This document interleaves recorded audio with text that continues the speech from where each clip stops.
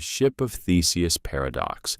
You're standing on the deck of an ancient ship, the wood beneath your feet creaking softly with the rhythm of the waves. It's the ship of Theseus, a symbol of history and identity. But here's the twist. Every plank, every mast, every rope, over time, each has been replaced. Not a single original piece remains, and yet it's still called the ship of Theseus. But is it really the same ship? Now let's pull this thought experiment into something even more personal. Look at yourself. You're not the same person you were a year ago or even a moment ago. The cells in your body regenerate constantly. Old ones die. New ones take their place. Your skin is different. Your bones are different. Even your memories are reshaped over time, edited like drafts of a story you're endlessly rewriting. So here's the haunting question. If you replace every single part of yourself, piece by piece, are you still you? At first, it feels easy to say, of course I am. After all, you remember your childhood, your triumphs, your heartbreaks. You know the life you've lived, right? But think deeper.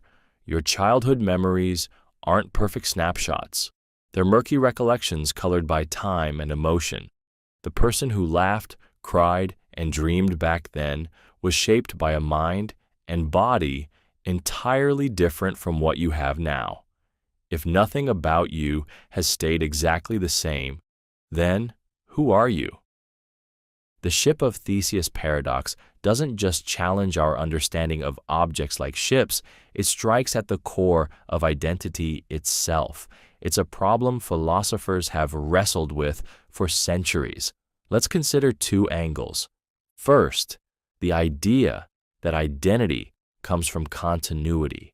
The ship remains the ship of Theseus because it retains its function and its story. Similarly, you might argue that you're the same person because your life flows in an unbroken stream. Sure, parts of you have changed, but there's a thread, your consciousness, your sense of self, that ties it all together. It's like a river. The water is never the same, but the river still flows, holding its shape and identity through time. But then there's the other angle, the one that whispers doubt into the cracks of your certainty. If nothing physical about the ship or you remains unchanged, is there really a self that persists? What if you're not a river, but a collection of moments stitched together, a mosaic that's constantly being rearranged? The ship may sail the same seas, but if every plank is new, what exactly is it that stays the same? Now let's add another twist to the paradox. Imagine taking all the discarded pieces of the ship of Theseus and using them to build a second ship. That ship, made of all the original parts, would feel like a truer, more authentic version of the original, wouldn't it? But now we have two ships, both claiming to be the same one, which is the real ship of Theseus. Similarly, if you could gather every memory, every cell, every moment of your past self and rebuild it, would that be the real you? Or is it the version of you standing here now, reading this, that holds the claim? The paradox forces us to confront something unsettling. Identity is slippery. We like to think of ourselves as solid, unchanging beings, but in truth, we're fluid. We're stories told in motion, constantly rewriting, editing, and evolving. This isn't just philosophical speculation, it's biological reality. The cells in your stomach lining are brand new every few days. Your skeleton replaces itself roughly every 10 years. Your brain changes too, as neural connections strengthen, weaken, or disappear. So, if identity isn't fixed, what can you hold on to? Maybe the answer lies not in clinging to permanence, but in embracing change. After all, isn't growth what makes life beautiful? The ship of Theseus, whether it's a pile of planks or a fully functioning vessel, is defined by its journey, its purpose, its story. And so are you. The paradox doesn't have a neat solution because it's not meant to. It's a mirror reflecting the complexity of being human. You are not the same person you were yesterday, and you won't be the same person tomorrow. But maybe that's the point. Maybe identity isn't about what stays the same, but about the courage to sail forward, no matter how many times your ship is rebuilt. The paradox of the liar. This statement is false. Just 5 words, but they form a sentence that flips logic on its head, leaving you stranded in an endless loop. If the statement is true, then it must be false. But if it's false, then it must be true. You've walked right into a trap, a mind-bending puzzle that refuses to play by the rules of language and reason. Sir, at first glance, it seems harmless, even trivial. It's just a sentence, after all. But as you turn it over in your mind, you start to feel the weight of its implications. Logic, the foundation of how you make sense of the world, begins to feel less like a solid rock and more like a thin sheet of ice. The harder you press, the more it cracks. The liar paradox is more than a clever word game. It's a challenge to the very structure of how we think. You rely on language to convey truth, to define reality, but this simple statement reveals a fatal flaw. Language can loop back on itself, creating contradictions that logic can't untangle.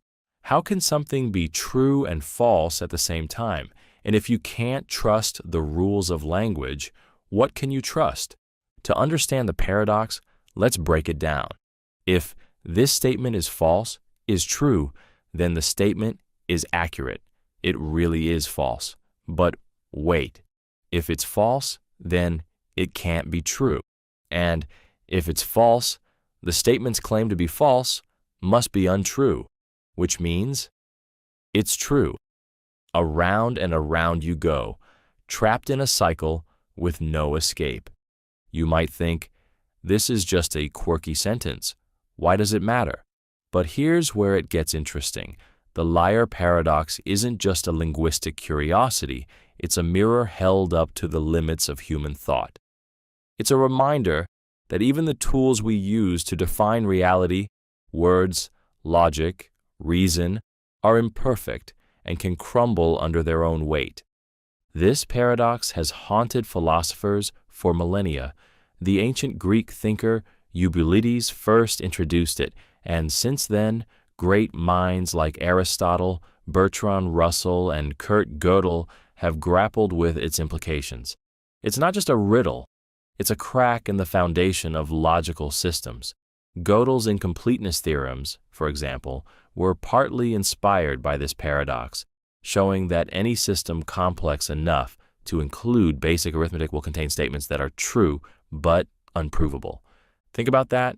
The liar paradox isn't just a quirky sentence. It's a key to understanding the limits of what can be known. It whispers a deeply unsettling truth. There are questions that can't be answered, problems that logic alone can't solve. But the paradox doesn't stop at philosophy. It seeps into your everyday life, often without you realizing it. Have you ever doubted someone's sincerity when they say, "I'm not lying"? The liar paradox is right there, lurking in that statement. If they're telling the truth, then they're not lying. But if they're lying, then their claim not to be lying is false. It's a practical reminder that truth and trust aren't always as straightforward as they seem. And then there's the digital world, where the paradox takes on a new life. In programming, self-referential loops can crash systems, creating an endless cycle that freezes progress. Even in artificial intelligence, the liar paradox serves as a cautionary tale. How can a machine designed to process truth handle statements that defy resolution? So, what's the takeaway? If this paradox can't be solved, what can you learn from it? Maybe the answer isn't in solving the paradox, but in understanding what it reveals about you. It shows that your mind, brilliant as it is, has limits. It forces you to confront the fragility of the frameworks you use to navigate the world, and it teaches you humility, a recognition that not everything can be neatly boxed into categories of true or false, right or wrong. The liar paradox reminds you that reality isn't always logical, and that's okay. Life itself often defies the neat boundaries of reason. Embrace the messiness, accept the contradictions. After all, sometimes the most profound truths aren't found in certainty, but in the willingness to face the infinite loop and let it deepen your understanding of the mysteries that make us human. The paradox of the self. Every night you close your eyes and drift into the darkness of sleep. Hours pass, dreams blur the boundaries of reality, and then you wake up, refreshed, groggy, or somewhere in between. But have you ever stopped to wonder, is the you who opens your eyes in the morning the same you who closed them the night before? On the surface, the answer seems obvious. Of course, it's still you. You remember yesterday's thoughts, yesterday's plans, yesterday's version of yourself.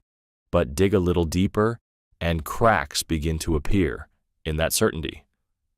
Your body and brain have changed overnight. Cells have died and been replaced. Neural connections have shifted, and your dreams might have left faint imprints on your mind. If nothing about you stays entirely the same, then who or what are you?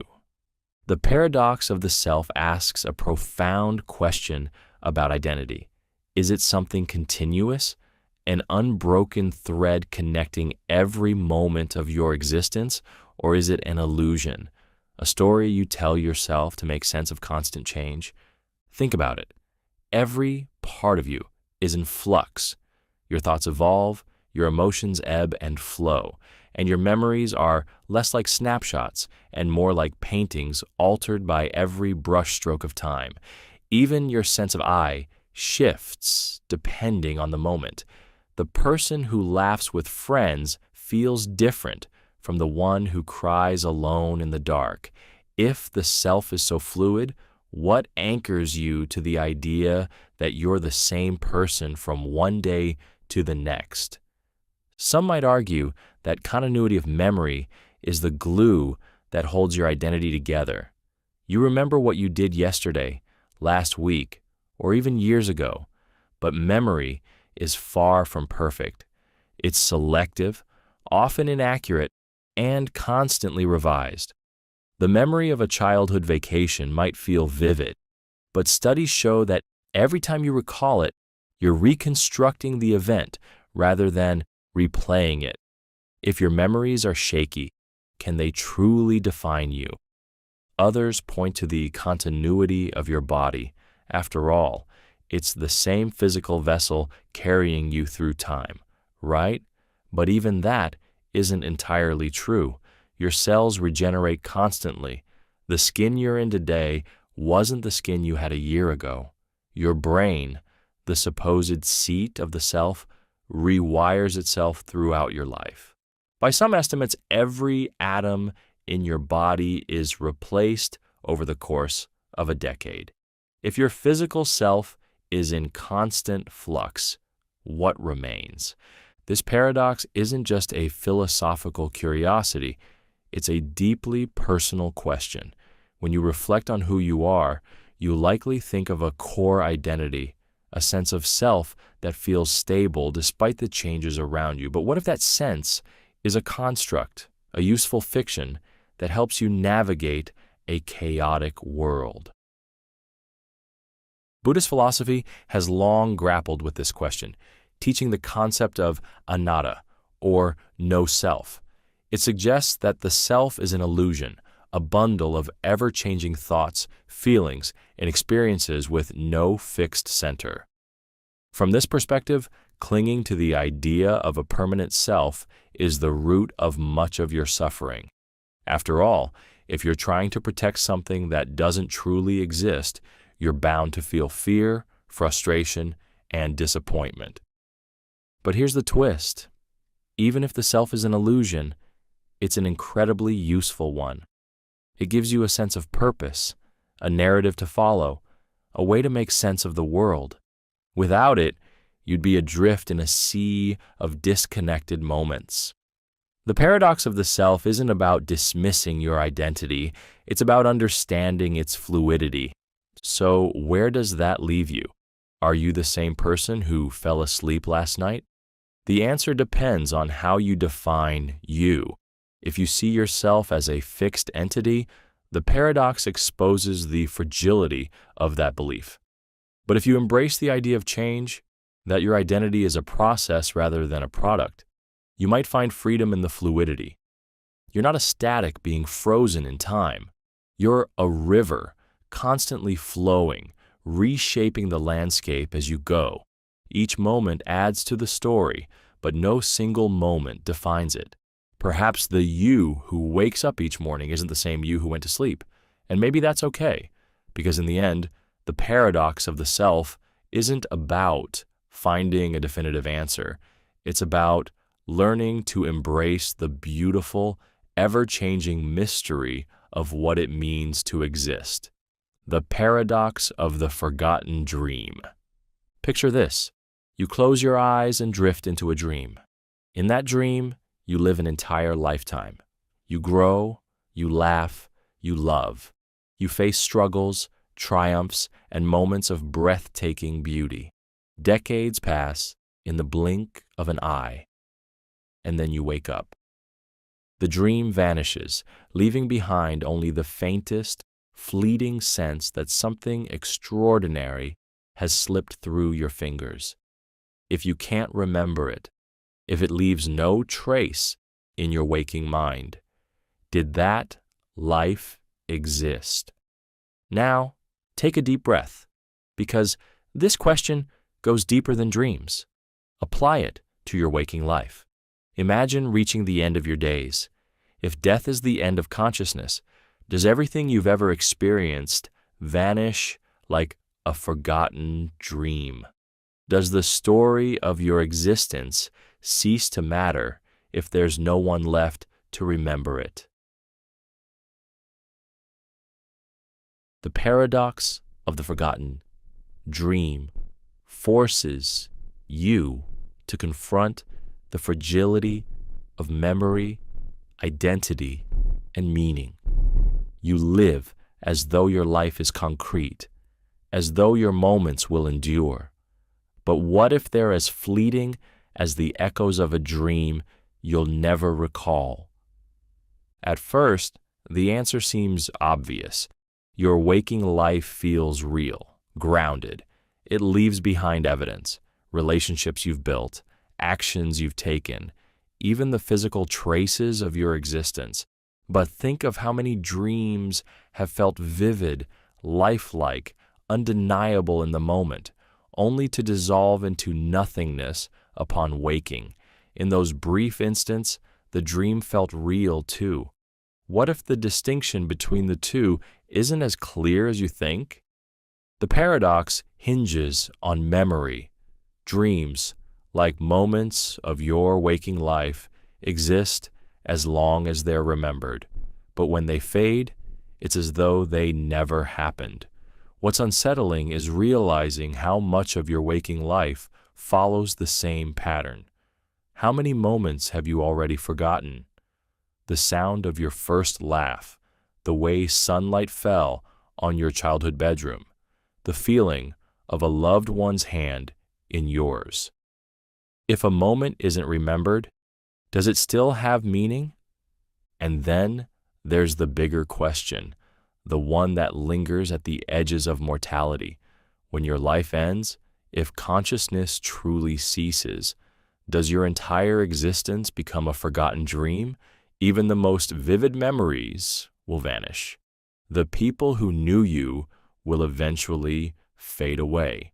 The universe itself won't hold on to your story. This is where the paradox cuts deepest. It forces you to grapple with the idea that meaning might be transient, that the value of your life isn't tied to its permanence.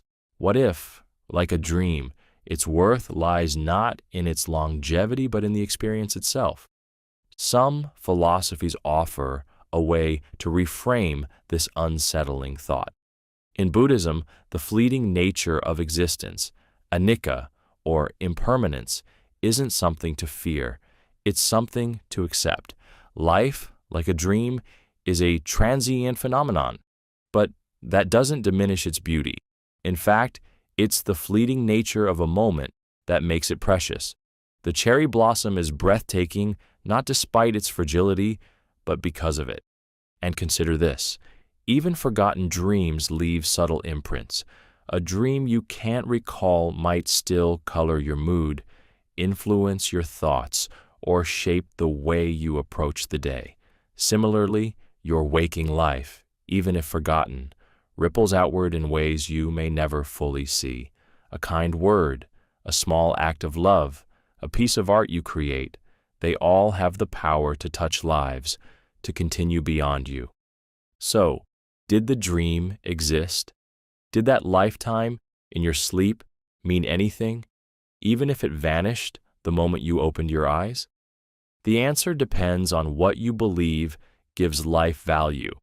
If meaning comes from permanence, then the dream, and perhaps life itself, is a paradoxical void.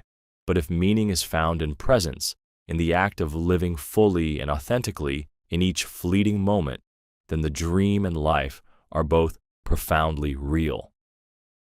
The paradox of the forgotten. Dream isn't here to offer easy answers. It's here to remind you that life, like dreams, is both fragile and extraordinary. Whether you wake from it tomorrow or never wake at all, the value of your existence is not in how long it lingers, but in how deeply it is lived.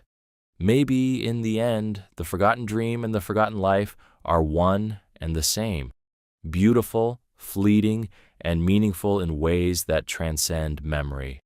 The Buridan's ass paradox. Imagine a donkey standing perfectly still, caught between two identical piles of hay. Each is the same size, the same distance away, the same enticing smell wafting through the air. The donkey, unable to find a logical reason to choose one over the other, remains frozen in indecision. Time passes, the piles of hay remain untouched, and the donkey, unable to decide, starves. It's a grim little tale, isn't it? But now, let's turn the lens toward your own life. How often do you find yourself standing at a similar crossroads, paralyzed not by the lack of options, but by the sheer equality of them? You weigh the pros and cons, dissect every detail, and yet, instead of moving forward, you hesitate. You wait, and in that waiting, opportunities slip through your fingers like grains of sand. This is the heart of Buridan's ass paradox, a thought experiment that reveals the dark side of indecision. On the surface, it might seem absurd, a donkey starving because it can't choose, but it's a perfect metaphor for the human condition. The fear of making the wrong choice can sometimes feel so overwhelming that you'd rather make no choice at all, even if it costs you something vital. Think about the last time you faced a decision that left you frozen. Maybe it was choosing between two job offers, two cities to move to, or even two different flavors of ice cream. The stakes might vary, but the struggle is the same. Each option feels equally compelling or equally daunting, and so you linger in the in-between, telling yourself you'll decide tomorrow or the next day or the next. But here's the catch. Tomorrow doesn't always come. Life doesn't wait for you to make up your mind. While you deliberate, the world moves on.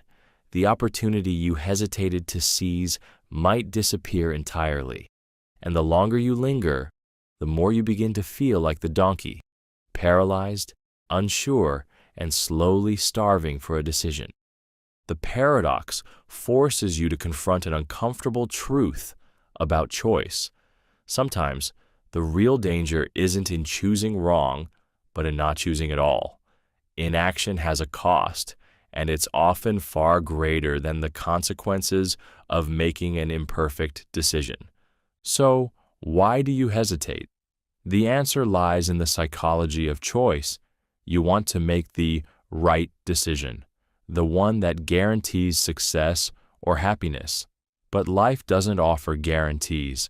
Every choice involves risk, and no amount of analysis can eliminate uncertainty. The more you chase perfection in decision-making, the harder it becomes to act. And then there's the burden of regret, the fear that if you choose one path, you'll forever wonder about the road not taken. What if the other pile of hay would have been sweeter, more nourishing, more satisfying? This fear, ironically, often leads to a choice worse than either option: doing nothing. The paradox teaches a profound lesson. Sometimes you have to act without certainty. You have to choose, not because one option is perfect, but because movement is better than stagnation. Life is messy, and every choice carries a mix of gains and losses. But even the wrong choice teaches you something. It moves you forward, adds to your story, and opens the door to new possibilities. Philosophers have debated the implications of Buridan's ass for centuries, but the solution is surprisingly simple. When faced with two equally good options, pick one. Flip a coin if you have to. The act of choosing breaks the stalemate, freeing you from paralysis and allowing you to move forward. After all, life isn't about finding perfect answers. It's about creating meaning through action. The donkey didn't starve because the hay wasn't good enough. It starved because it forgot one essential truth. Any choice is better than no choice. So the next time you're caught between two options, remember the paradox. Don't let indecision rob you of opportunities. Don't stand still while the world moves forward. Choose a pile of hay. Take a step. Move, even if it feels uncertain. Because in the end, life rewards those who are willing to act, not those who wait forever for the perfect moment that never comes. The Sorite's paradox, the paradox of the heap. Picture a heap of sand sitting in front of you, a perfect little mountain of grains. Now imagine removing one grain. It's still a heap, right? You pluck another and another. The heap remains, but as you keep going, something strange begins to happen. Grain by grain, the pile shrinks until you're left with just one lone speck of sand. Is that a heap? This is the Sorite's paradox, the paradox of the heap. It asks a seemingly simple question. At what point does a heap stop being a heap? There's no clear answer, no exact moment when the transformation occurs. The boundaries blur, and the definition of heap dissolves into uncertainty. Now turn that question inward. Instead of a heap of sand, imagine your personality, your identity. Piece by piece, aspects of who you are can shift or fall away over time. A habit you once cherished disappears. A belief you held firmly evolves. A role you defined yourself by, student, friend, partner, fades into memory. If enough grains of your identity are removed, at what point do you stop being you? On the surface, it seems ridiculous. Of course, you're still you, but dig deeper, and the question becomes far more unsettling. Like the heap of sand, your identity isn't a fixed, solid thing. It's made up of countless grains, your experiences, memories, thoughts, and traits. Each contributes to the whole, but none alone defines it. Think about the person you were 10 years ago. How much of that person remains? Maybe you've changed careers, moved cities, or let go of old friendships. Maybe your values have shifted, your goals have evolved. Are you the same person? You might say yes, but what if 10 more years pass, and 10 more after that? As each grain falls away, at what point does the you of yesterday become unrecognizable to the you of today? The paradox doesn't just challenge your sense of identity, it questions how you define anything at all. Where do you draw the line? Is a single grain of sand a heap? 2 grains? 3? Similarly, is there a single trait or memory that makes you fundamentally you? Or is your identity, like the heap, a concept with no hard edges, no definitive boundaries? Philosophers have grappled with the Sorites paradox for centuries. It reveals the fragility of definitions and the slipperiness of language. Words like heap or self rely on fuzzy boundaries, assumptions that fall apart under close scrutiny. And yet, these fragile constructs shape how you see the world. In some ways, this paradox mirrors your experience of time.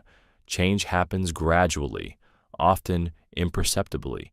You don't notice the individual grains slipping away until one day you look back and realize the heap has transformed. It's both comforting and disorienting, a reminder that change is inevitable and that clinging to static definitions can blind you to the fluid nature of life. But here's where the paradox shifts from unsettling to profound. While the grains of your identity may shift, the process itself, the constant rebuilding, evolving, reshaping, is what makes you who you are. You're not a static pile of sand. You're the act of gathering, releasing, and reshaping those grains. Your identity isn't a thing. It's a movement, a story that's always unfolding. The Sorites paradox doesn't have a neat solution, and that's the point. It forces you to confront the gray areas of existence, the places where certainty fades into ambiguity. It challenges you to embrace the fluidity of life and to let go of the need for rigid definitions. So, when you think about the heap, or yourself, don't get stuck searching for the exact moment when it changes. Instead, focus on the beauty of the process. The grains of sand, like the moments of your life, come together and fall away, creating something dynamic, something alive. In the end, the paradox isn't about finding where the heap disappears or where you ends. It's about recognizing that identity, like a heap of sand, is a work in progress, and maybe the real magic lies not in the heap itself, but in the infinite possibilities of its transformation. The paradox of Theseus's identity. Imagine stepping into a room where a perfect replica of you is standing. Not just a look-alike, but an exact clone, down to every molecule, every scar, every childhood memory. It remembers your favorite song, your worst heartbreak, and the way you like your coffee. For all intents and purposes, it believes it's you. But here's the question: is it you? At first, the answer might seem clear. Of course not. You're standing here, and the clone is over there. But what if every part of the clone, its body, its mind, even its personality, matches you so perfectly that no one, not even you, can tell the difference? Where does your identity truly reside? This is the paradox of Theseus's identity, a twist on the classic ship of Theseus. But instead of replacing the parts of a ship, we're replacing the parts of you. If someone builds a second you out of the exact same materials, with the exact same memories. Is the clone still just a copy, or is it something more? The paradox forces you to ask, what makes you you? Is it your physical body, the atoms and molecules that make up your cells? If so, then the clone is indistinguishable from you because it shares the same structure down to the tiniest particle. But your body is constantly changing. The cells you had as a child have been replaced, your physical form evolving over time. If you can stay you through all those changes, then how can the clone be you when it hasn't shared that journey? Perhaps your identity lies in your memories. After all, your past shapes your sense of self. But memories are tricky. They're not fixed, static things. They change with time, colored by emotions, and shaped by how you retell your story. If the clone remembers everything you do, right down to the scent of rain on a childhood summer day, does it have just as much claim to being you as you do? Or maybe it's something deeper, a kind of essence, a soul that can't be cloned or replicated. But what is that essence? And how do you define it? Is it something tangible? Or is it just another word for the story you tell yourself about who you are? The paradox becomes even more unsettling when you think about the future. Imagine the clone stepping into your life, taking over your job, your relationships, your dreams. To everyone else, it is you, and if it experiences new moments and memories, does it eventually become more you than you are? Meanwhile, do you slowly become something else, diverging as your lives take different paths? The paradox of Theseus's identity isn't just a question about cloning. It's a question about the nature of existence itself. What does it mean to be a person? Are you a sum of your parts, or are you something more? And if your parts can be perfectly replicated, where does that leave the concept of individuality? Some philosophers argue that identity is more about continuity than exact replication. The you that exists today is connected to the you of yesterday by an unbroken chain of experiences, thoughts, and emotions. The clone, while identical, doesn't share that continuity. It hasn't lived your life, made your mistakes, or learned your lessons. In that sense, it's not you. But others see identity as more fluid, a construct rather than a constant. If the clone can think, feel, and remember exactly as you do, then maybe it is you, or at least one version of you. After all, isn't identity always a kind of story, one that changes as you grow? This paradox challenges the boundaries of individuality. It asks you to question the things you take for granted about yourself, your body, your mind, your memories, and it forces you to confront an unsettling possibility that you might not be as singular or unique as you've always believed.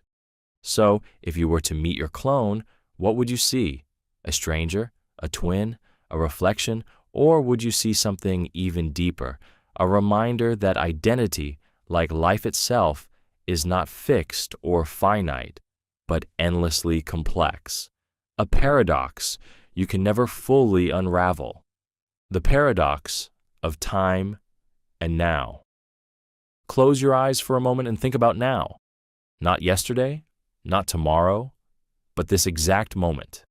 Feel the rhythm of your breath, the sound of these words echoing in your mind. This is the present, the only slice of time you truly experience. But the moment you try to grasp it, it slips away, replaced by another now. So here's the question. Does the present moment even exist? Or is it an illusion, a fleeting point caught between the vast stretches of past and future? This is the paradox of time and now, and it challenges everything you think you know about how time flows. You live as though the present is all there is, yet it feels impossible to pin down. It's always moving, always shifting, disappearing the instant you try to hold on to it. Think about it. The past is gone. You can't reach back and touch it, no matter how vivid your memories feel. The future hasn't arrived, and you have no way of knowing if it ever will. All you have is this moment. But what is the present, exactly? If it's the boundary between past and future, then it must be infinitesimally small. So small that it's essentially nothing. This paradox forces you to question the nature of time itself. Is the present real, or is it just an illusion created by your mind to make sense of a reality that's constantly in motion? One way to approach the paradox is to think of time as a river. The present is like a single point on the water's surface, the place where the current flows beneath your fingertips. But if the river is always moving, is there ever a true point? Or is the present just the illusion of stillness in a stream that never stops? Then there's the question of how you perceive time. Your brain takes milliseconds to process sensory input, which means you're always experiencing reality as it was a tiny moment ago. Even the present isn't truly now. It's a lagging echo of what just happened. Some philosophers argue that time is an illusion altogether, that past, present, and future are all part of a single, unchanging reality. From this perspective, the present isn't a point in time. It's your perception of a larger whole. You live in the now because your consciousness can't process the vastness of eternity all at once. But here's where it gets personal. If the present doesn't exist, or if it's so fleeting that it barely counts as real, then what does that say about your life? Every moment you've experienced, every memory, every plan, every dream, they all hinge on the idea that time flows forward and that the present is real. Without the present, how do you make sense of who you are? The paradox doesn't stop at philosophy. It seeps into your daily life. How often do you dwell on the past, replaying moments in your mind like a song stuck on repeat? How often do you project yourself into the future, worrying about what's to come or imagining what could be? And yet, all of that happens in the now. Even when you're lost in thought, the only place you ever truly live is this fleeting, indefinable moment. So, what can you do with this paradox? If the present is both everything and nothing, how do you find meaning in it? The answer might lie in embracing the contradiction. The present doesn't need to be something you hold on to. It's something you experience. It's the breath you take, the warmth of sunlight on your skin, the fleeting feeling of connection when you smile at someone. The paradox of time and now isn't meant to be solved. It's meant to be felt. It's a reminder that life is as transient as the present itself. You can't cling to it, but you can live in it, fully and completely, without needing it to be anything more than what it is, a fleeting point of experience, rich with possibility. So, let the past rest. Let the future wait. Be here in the paradox of now, and let it remind you that existence isn't about holding on to time. It's about moving with it, moment by moment, into the infinite unknown. The paradox of free will versus determinism. Think about the last choice you made. Maybe it was as small as deciding what to eat for breakfast or as significant as choosing your career path. It felt like your choice, didn't it? A decision made freely, guided by your thoughts, desires, and values. But what if it wasn't? What if every decision you've ever made, no matter how personal, was just the inevitable result of everything that came before, your upbringing, your biology, the motion of the universe itself? This is the paradox of free will versus determinism, a tension that strikes at the very heart of what it means to be human. You live as though you're free to shape your life, yet the universe seems to operate on a strict chain of cause and effect. If every action is the result of a prior cause, then where does your freedom fit in? The idea of determinism suggests that everything that happens, including your thoughts and choices, is the inevitable consequence of preceding events. Like dominoes falling in a perfect line, every action is caused by another, stretching back to the beginning of time. The family you were born into, the culture that shaped you, the neurons firing in your brain, all of it combines to create the conditions for your decisions. If that's true, can you ever truly act freely? Yet, you feel free. When you stand in front of two paths, left or right, you feel the weight of the decision, the sense that you could choose either. You deliberate, weigh your options, and make a choice. But what if that deliberation was itself predetermined? What if the way you think, the values you hold, and the logic you use were all shaped by forces beyond your control? This paradox forces you to question your deepest assumptions about yourself. If free will is an illusion, what does that say about responsibility? If your actions are predetermined, can you be blamed for mistakes or praised for achievements? Is the idea of moral accountability just a convenient story society tells itself? Some philosophers, like those in the hard determinist camp, argue that free will doesn't exist. They see human behavior as just another part of the natural world, governed by the same laws of physics that guide the stars. To them, your sense of autonomy is no more real than the illusion of a stationary Earth beneath your feet. Others take a softer approach, embracing what's called compatibilism. They argue that free will and determinism aren't mutually exclusive. Even if your choices are influenced by prior causes, you're still free as long as you act according to your desires and intentions. In this view, freedom isn't about escaping causality. It's about being able to act without external coercion. But the paradox doesn't stop at philosophy. It plays out in your everyday life. Think about how you interpret your actions. When you succeed, you feel pride, believing your hard work and effort paid off. When you stumble, you blame yourself, convinced you could have done better. But if determinism is true, then your successes and failures were written into the fabric of reality long before you were even born. And yet, abandoning the idea of free will feels impossible. It's woven into the way you experience the world, the way you interact with others. You feel like an agent, a being capable of shaping your life and making choices that matter. So, where does that leave you?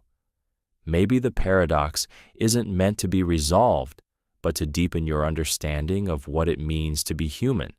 Determinism might limit your choices, but it doesn't strip them of meaning. Every decision you make is part of a complex web of causes and effects, but it's also part of your unique story. The fact that your choices are shaped by the world doesn't make them any less yours. The paradox of free will versus determinism invites you to live in the tension between control and surrender. Yes, your choices are influenced by countless forces you can't see, but that doesn't mean your life is meaningless. You still get to live it, to navigate its complexities, to make decisions that shape your experience. Perhaps the real freedom lies not in escaping causality, but in embracing it, to act, knowing that your choices matter, even if they were always going to happen, to live fully in the moment, even if that moment was inevitable. And maybe, just maybe, that's the kind of free will that matters most. Zeno's paradox of motion. Imagine standing at the edge of a road, ready to take a step forward. You can see your destination, a place just a few feet away, but before you can get there, you need to cover half the distance. Simple enough, right? But before you reach halfway, you must cover half of that half, and then half of that, and so on, endlessly dividing the space in front of you into smaller and smaller pieces. Suddenly, a question looms. If there are infinite steps to take, how do you ever arrive at your destination? This is Zeno's paradox of motion, a puzzle that seems to defy common sense. You move through the world every day, walking to the store, driving to work, reaching out to pick up your coffee cup. Motion feels natural, obvious, and yet Zeno's reasoning suggests it's impossible. At first glance, it sounds absurd. Of course you can reach your destination. You do it all the time. But the paradox reveals something unsettling about how we think about infinity and time. If every step, no matter how small, must be completed before the next, then aren't you trapped in an endless process of getting closer but never quite arriving? The paradox forces you to confront the nature of division and infinity. You can always break something into smaller parts, divide a line, a second, a step, forever. But how do you make sense of an infinite number of steps when motion itself feels so continuous and seamless? Let's take a closer look. If you're traveling to a point 1 meter away, you first cover half the distance, 0.5 meters, then half of what remains, 0.25 meters, then 0.125, and so on. Each step gets smaller, and the time it takes to cover each one shrinks. Mathematically, the sum of all these steps adds up to exactly 1 meter. But in Zeno's paradox, the infinite nature of the steps creates the illusion that you're stuck in a never-ending process. And here's where the paradox gets personal. Think about the goals you're trying to reach in your own life. How often do you feel like you're stuck in an infinite loop of almost there? You set a goal, make progress, and yet the finish line always seems to move further away. Every step forward uncovers more steps to take, more tasks to complete, more challenges to overcome. Zeno's paradox isn't just a problem of motion, it's a metaphor for how we experience progress. Life often feels like an endless series of halfway points, and the fear of never arriving can paralyze you. Why bother starting if you'll never truly finish? But here's the twist. While the paradox may seem insurmountable, it also holds a profound truth. Even though the journey is infinite in theory, it's finite in reality. The mathematical solution shows that the infinite series of steps does converge. The reason you can reach your destination is that the time and distance required for each successive step become so small that they effectively vanish. The infinite doesn't stop you. It simply collapses into a seamless whole. This realization offers a powerful lesson. In life, you don't have to see the end of the road to take the next step. The infinite complexity of your journey doesn't make it impossible. It's simply a reminder that progress is made in increments. Each moment, each effort, no matter how small, carries you closer to your goal. Zeno's paradox also challenges you to rethink how you perceive time and motion. Movement isn't about completing an infinite sequence of tasks. It's about being in motion, flowing from one moment to the next.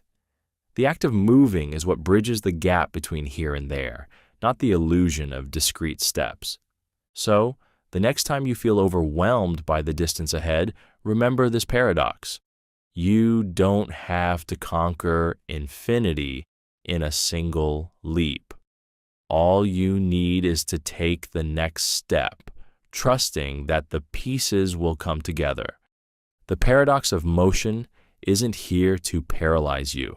It's here to remind you that life is made of infinitely small moments, each one leading to the next, and in that flow, you'll find your destination, not by conquering infinity, but by moving through it. The omnipotence paradox. Picture an all-powerful being, a force so limitless that it can shape worlds, bend reality, and do anything imaginable. Now ask yourself this: could such a being create a rock so heavy that even it cannot lift it? At first, the question might seem harmless, almost playful, but as you think deeper, you'll feel the edges of logic begin to crumble. If the being cannot create the rock, then its power isn't truly limitless. But if it can create the rock and then fails to lift it, its power is still limited. Either way, omnipotence falters. This is the omnipotence paradox, a thought experiment that has stumped philosophers, theologians, and thinkers for centuries. It challenges not just the concept of omnipotence, but the very nature of logic and the limits of human understanding. The paradox reveals an inherent contradiction in the idea of being all-powerful. Omnipotence, by definition, implies the ability to do anything. But if anything includes creating logical impossibilities, does that render omnipotence incoherent? It's a circular trap. If the being can create the unliftable rock, it limits itself. If it can't, it's already limited. Either way, omnipotence appears to self-destruct. Let's break it down. The problem lies in how we define omnipotence. If it means having the ability to do literally anything, then creating a rock so heavy it can't be lifted must fall under its scope. But by doing so, the being contradicts its own power, creating a scenario where it is no longer omnipotent. On the other hand, if omnipotence means the ability to do anything that's logically possible, then the paradox dissolves, but at the cost of admitting that even omnipotence is constrained by logic. This raises profound questions. Is logic itself a higher power, an unbreakable framework that even an all-powerful being must obey? And if so, does that diminish the idea of omnipotence? Can power still be called limitless if it can't override the laws of reason?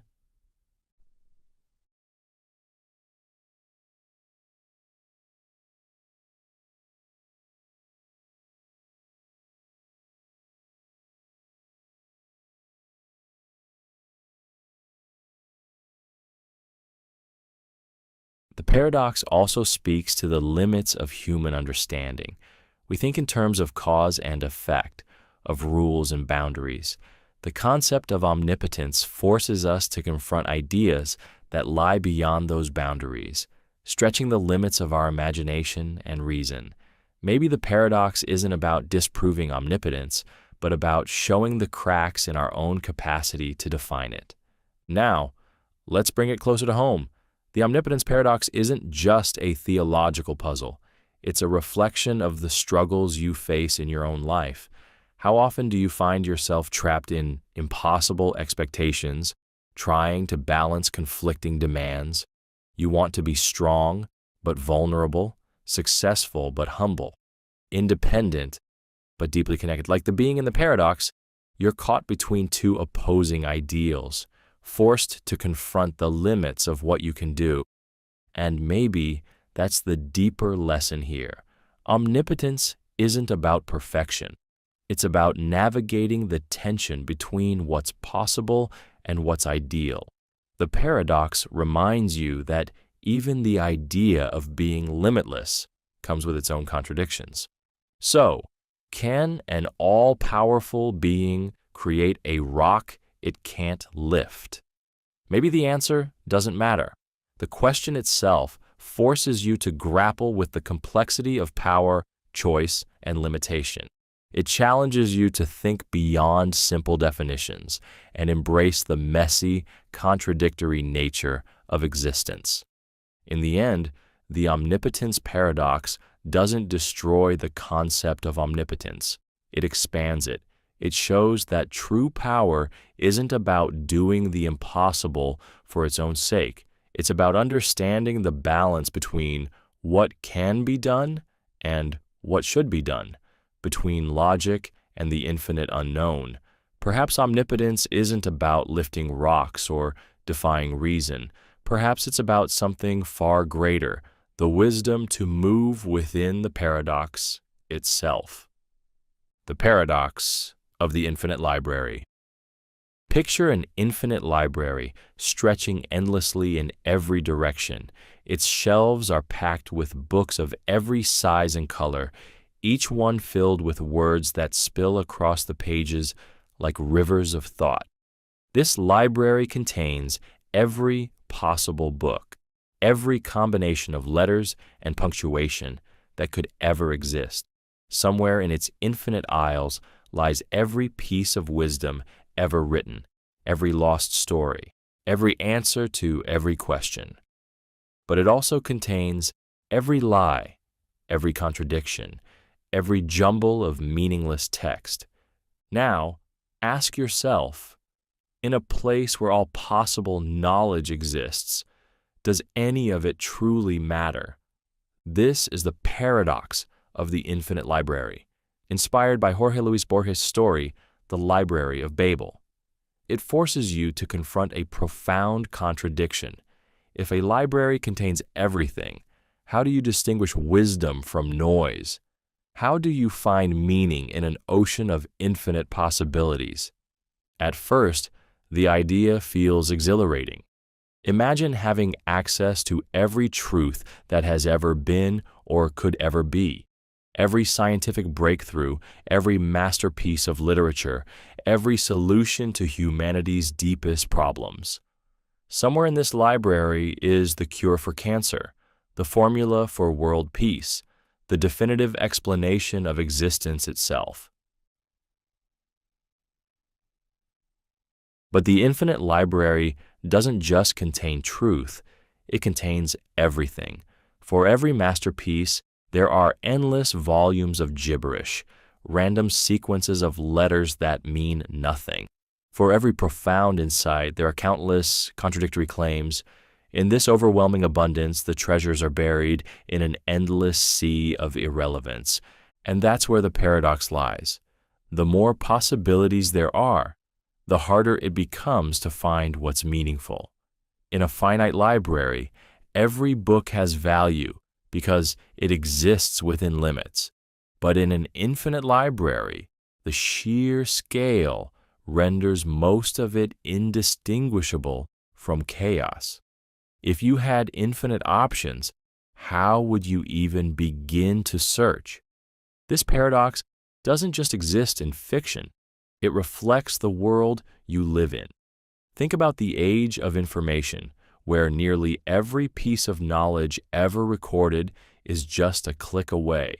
The internet, in many ways, is its own infinite library.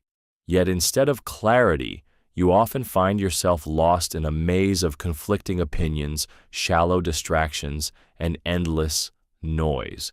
The paradox of infinite information is that it can feel like too much to handle, leaving you more confused than enlightened. The infinite library also forces you to question the nature of value. Is knowledge valuable because it's rare? If everyone had instant access to every possible answer, would knowledge lose its significance? Imagine finding a book in the library that explains the meaning of life. In a finite world, that book would be a treasure, But in an infinite library, it's just one among countless copies buried under an avalanche of nonsense. So, how do you navigate the infinite? One answer lies in embracing limits. Just as the infinite library contains all possible books, your mind is finite. You can't read every page, nor would you want to. Instead, meaning emerges from choice, deciding what to focus on, what to value, and what to leave behind. The paradox challenges you to reflect on how you approach knowledge in your own life. When faced with an overwhelming amount of information, what guides your search? What helps you filter noise from meaning? The infinite library, like the world around you, demands a kind of discipline, a willingness to prioritize depth over breadth, substance over novelty. And maybe that's the true lesson of the paradox. It's not the abundance of knowledge that gives it value, but your ability to seek, question, and discern. The infinite library is a mirror, reflecting both the chaos of existence and the human need to create order within it. So, would the infinite library contain wisdom or chaos? The answer is both. But in its endless shelves, the real treasure isn't a single book or a definitive truth. It's the process of searching, the act of choosing what matters to you. In the infinite expanse, meaning isn't something you find. It's something you create. The paradox of the prisoner's dilemma. Imagine you've been arrested along with a partner in crime. You're separated and offered a deal. If you betray your partner while they stay silent, you'll walk free and they'll serve a harsh sentence. But if you both betray each other, you'll both face a moderate punishment. And if you both stay silent, you'll only get a light slap on the wrist. The problem is, you don't know what your partner will do. What do you choose? Do you trust them and cooperate, risking betrayal? Or do you betray them first, ensuring your own safety, but dooming them in the process? This is the prisoner's dilemma, a paradox that reveals the tension between self-interest and collective well-being. On paper, cooperation seems like the best choice. If both of you stay silent, you both benefit. But when trust is uncertain, selfishness becomes the safer option. After all, betrayal guarantees a better outcome for you, regardless of what the other person does. And that's where the paradox lies. The rational choice, betrayal, leads to a worse outcome for both parties than cooperation would. Two people acting in their own self-interest end up hurting each other more than if they trusted one another. This isn't just a thought experiment. It's a mirror reflecting the dilemmas you face in real life. From business negotiations to relationships, from climate change to political decisions, the prisoner's dilemma plays out over and over again. Why recycle if others won't? Why lower your prices if your competitors won't? Why open your heart when someone might hurt you? The fear of betrayal often leads people to choose selfishness, even when cooperation would clearly make everyone better off. But why does this happen? The answer lies in the psychology of trust and fear. Trust is fragile. It requires vulnerability, the willingness to take a risk without guarantees. Fear, on the other hand, is immediate and protective. It whispers that others might betray you, so you should strike first. In the prisoner's dilemma, this fear dominates, pushing people to prioritize short-term security over long-term gain. The paradox also exposes the complexity of human behavior. While it assumes rationality, that each person will act in their self-interest, real life isn't always so logical. People do cooperate, even when betrayal might seem safer. Why? Because trust, loyalty, and relationships often outweigh cold calculations. In some cases, cooperation isn't just a strategy, it's a reflection of your values and your desire to build something greater than yourself. But here's the twist. When the prisoner's dilemma is repeated over time, cooperation becomes more appealing.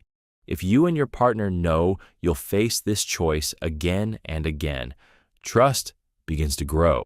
Betrayal might win in the short term, but cooperation builds stability and mutual benefit in the long run. This is the foundation of social contracts, relationships, and communities, a recognition that we're better together than we are alone. Yet the paradox remains. In a single, isolated instance, betrayal often feels like the rational choice. It's why people hoard resources during crises, why businesses undercut each other in a race to the bottom, and why nations struggle to unite against global challenges. The fear of being the one left vulnerable keeps people locked in a cycle of selfishness, even when cooperation would create a better world. So, how do you break the paradox? It starts with trust, but not blind trust. It's about fostering environments where cooperation feels safe, where the fear of betrayal is replaced by the promise of mutual benefit. In relationships, this means open communication and shared goals. In larger systems, it means building structures that reward collaboration and discourage exploitation.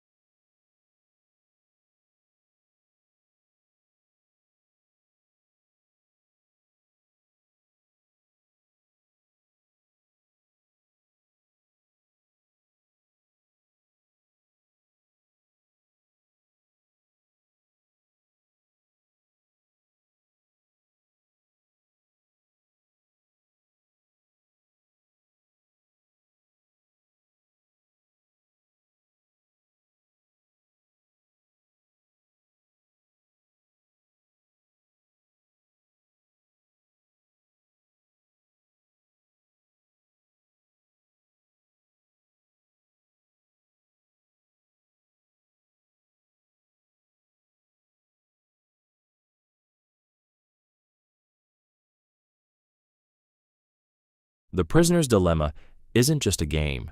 It's a reflection of the choices you make every day. It asks you to weigh the risks of vulnerability against the rewards of connection. It challenges you to consider not just what benefits you now, but what creates a better outcome for everyone in the future. In the end, the paradox of the prisoner's dilemma isn't about the inevitability of betrayal. It's about the power of trust, the courage to cooperate, and the potential to rise above fear. Yes, betrayal is tempting, and yes, trust is risky. But the greatest rewards come not from acting alone, but from building something together, something that benefits not just you, but all of us. The paradox of the silent scream. Picture a vast forest, silent and still. A massive tree, ancient and proud, suddenly cracks under its own weight. It topples to the ground, branches snapping, earth trembling, but no one is there to witness it.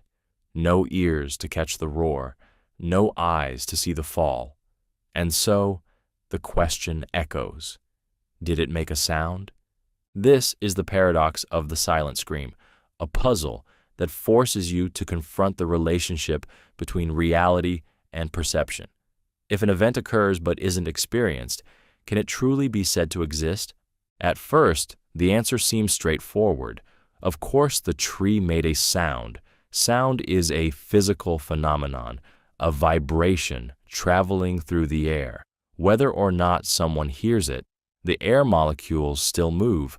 The vibrations still ripple outward. The forest doesn't need an audience to perform its symphony. But then you dig deeper, and the certainty begins to waver. Sound, as you experience it, isn't just vibrations in the air. It's what your brain creates when your ears capture those vibrations. Without an observer, without perception, there is no sound as you understand it. The tree falls, the air moves, but does it truly scream if no one hears it? This paradox doesn't just ask about trees and forests. It asks about the nature of reality itself. How much of the world exists independently, and how much of it depends on your perception? Consider your own life. If something happens to you, a triumph, a heartbreak, a fleeting moment of beauty, but no one else knows about it, does it matter? You might feel that your experiences are real because you perceive them. But what if the reverse is also true? What if things only exist because they're experienced? Philosophers have wrestled with this question for centuries. Some, like George Berkeley, argued that reality is perception, that objects only exist when they are observed. To Berkeley, the tree doesn't make a sound unless someone hears it, because the sound only exists as part of the experience. Others argue for an objective reality, independent of perception.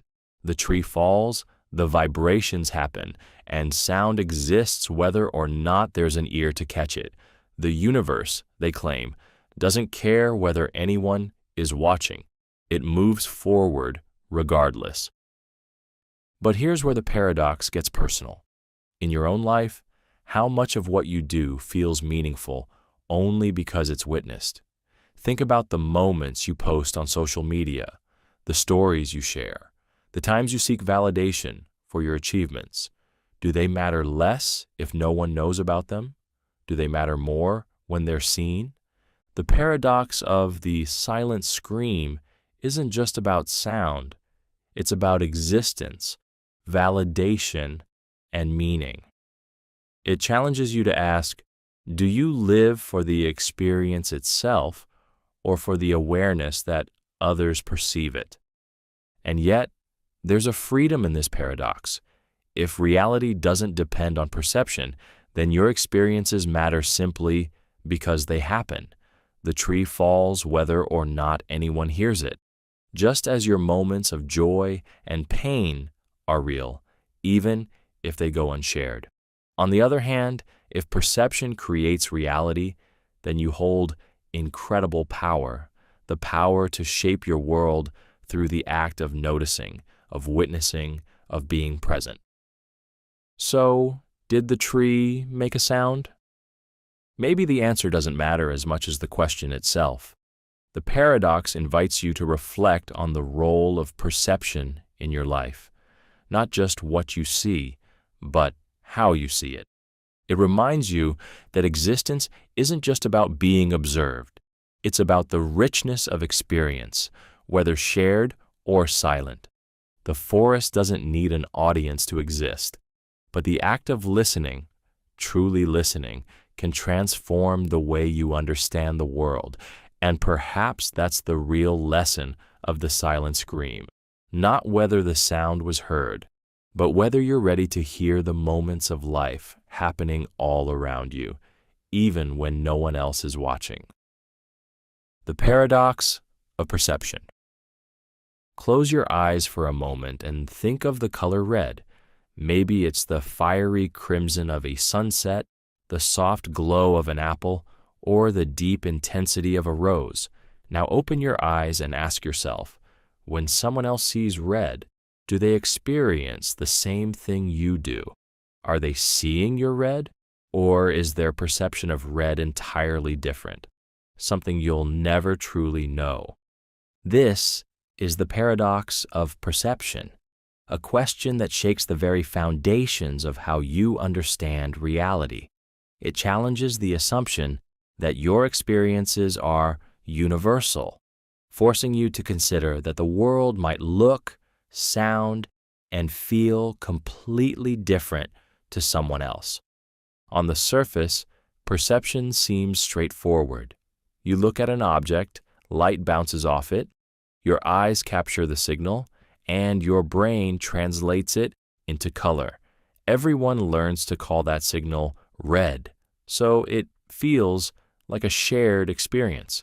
But here's the problem.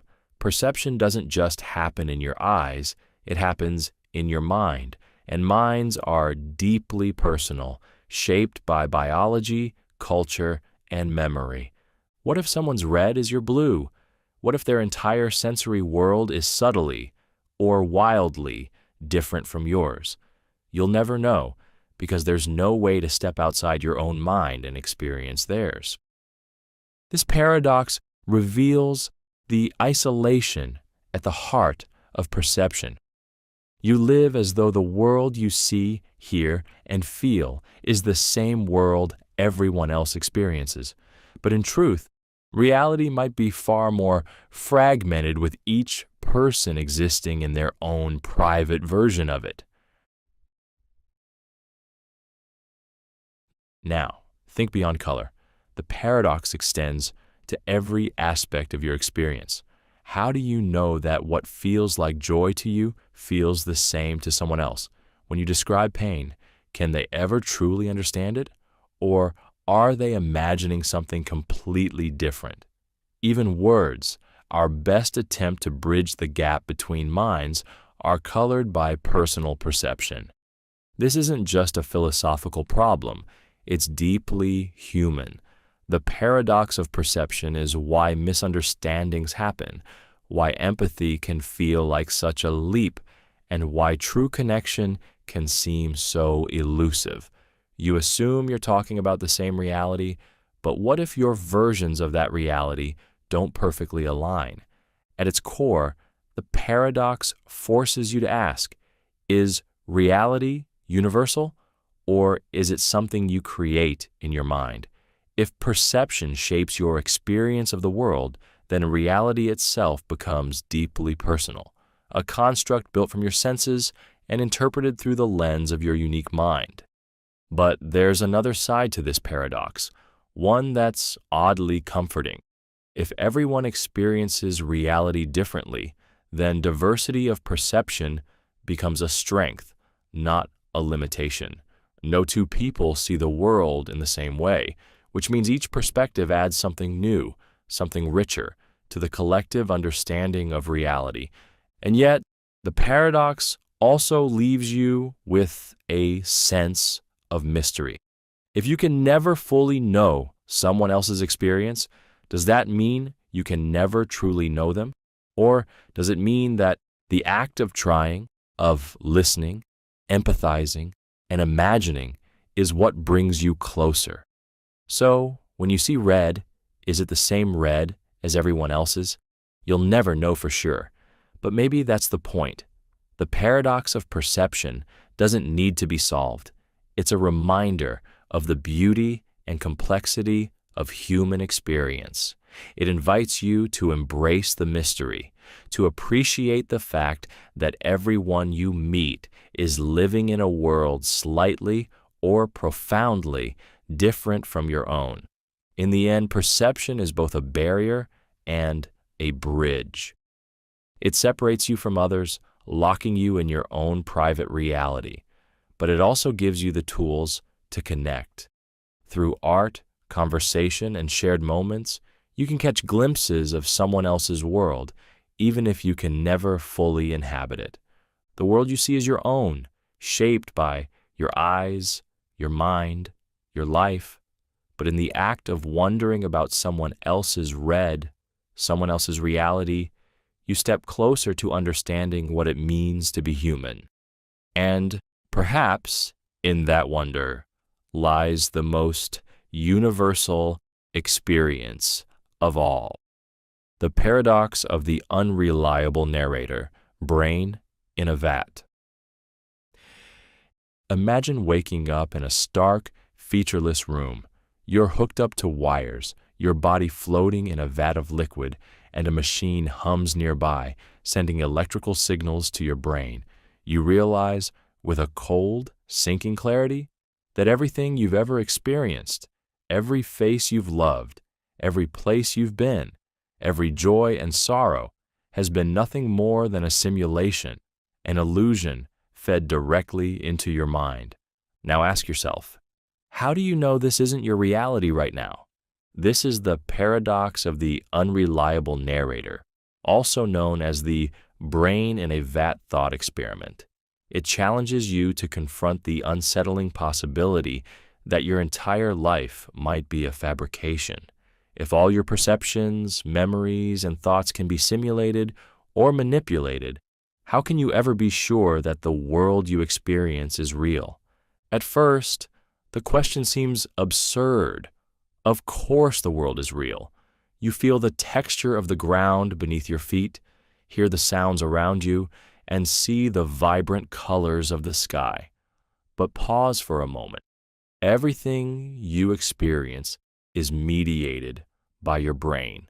Light hits your eyes, sound waves vibrate your eardrums, and electrical signals rush to your brain, where they're processed into the sights, sounds, and sensations you call reality. If those signals were artificially generated by a machine, a dream, or even your own imagination, how would you know the difference? The paradox digs at the heart of your relationship with reality. You assume your senses are reliable, but what if they aren't?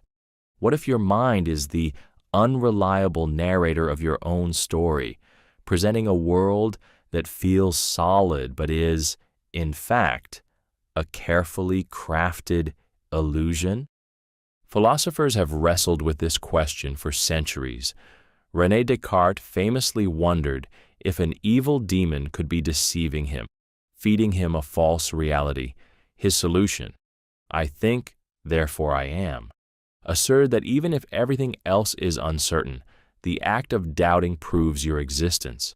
But beyond that, the question of the external world remains maddeningly elusive. In modern times, the brain in a vat scenario has taken on new relevance. With advancements in virtual reality, artificial intelligence, and neuroscience, the idea of creating immersive, fabricated experiences no longer feels like science fiction. If technology could perfectly simulate reality, would it matter whether you were living in a vat or in the real world? And that's where the paradox gets personal. If you can't prove the external world exists, what does that say about the choices you make, the relationships you build, and the life you live? Does meaning depend on reality, or can it exist even in an illusion? The paradox of the unreliable narrator forces you to confront the limits of human knowledge. You want certainty, a firm foundation on which to build your understanding of the world. But the paradox pulls that foundation out from under you, leaving you floating in a sea of doubt. Yet there's a strange kind of freedom in this uncertainty. If you can't prove whether the world is real or an illusion, then what matters most is how you choose to live within it. Even if your reality is a simulation, your experiences, your joys, your sorrows, your connections still feel real. And maybe that's enough. Think of a dream. While you're in it, the dream feels vivid and true. You laugh, cry, run, and fight as though it's all happening. When you wake, the dream dissolves, but the emotions linger. Did the dream's impermanence make it meaningless? Or was the experience itself what mattered? The paradox invites you to reframe your relationship with reality. Instead of searching for certainty, you can embrace the mystery. The world, whether real or imagined, is yours to navigate, to question, to shape. Your senses, flawed as they may be, are your tools for engaging with existence. So, can you prove the world exists outside your mind? Probably not, but maybe that's not the point. The paradox doesn't weaken the meaning of life, it deepens it. It reminds you that existence, whether grounded in reality or illusion, is still an extraordinary story being told by your unreliable, yet beautifully creative narrator. And perhaps the greatest lesson is this: it's not about whether the world is real. It's about how you choose to live in it, one vivid, uncertain moment at a time. The paradox of the infinite monkey theorem. Imagine a monkey sitting in front of a typewriter, its fingers randomly striking keys. At first, the results are pure nonsense, a jumble of letters, numbers, and punctuation with no discernible meaning. But now, extend the scenario into infinity. With infinite time, this monkey would eventually produce not just a sentence, but entire works of literature. Somewhere in the chaos of randomness, the monkey would type the complete works of Shakespeare, word for word, comma for comma. It sounds absurd, but mathematically, it's true. Given infinite time, even the most improbable outcomes become inevitable. Yet this is where the paradox begins. If meaning and masterpieces can arise purely from randomness, what does that say about the value of human creativity? You might instinctively reject the idea. The works of Shakespeare weren't random. They were the product of genius, careful thought, and deep emotion. How could something so profound come from the mindless tapping of a monkey? But the theorem challenges that instinct.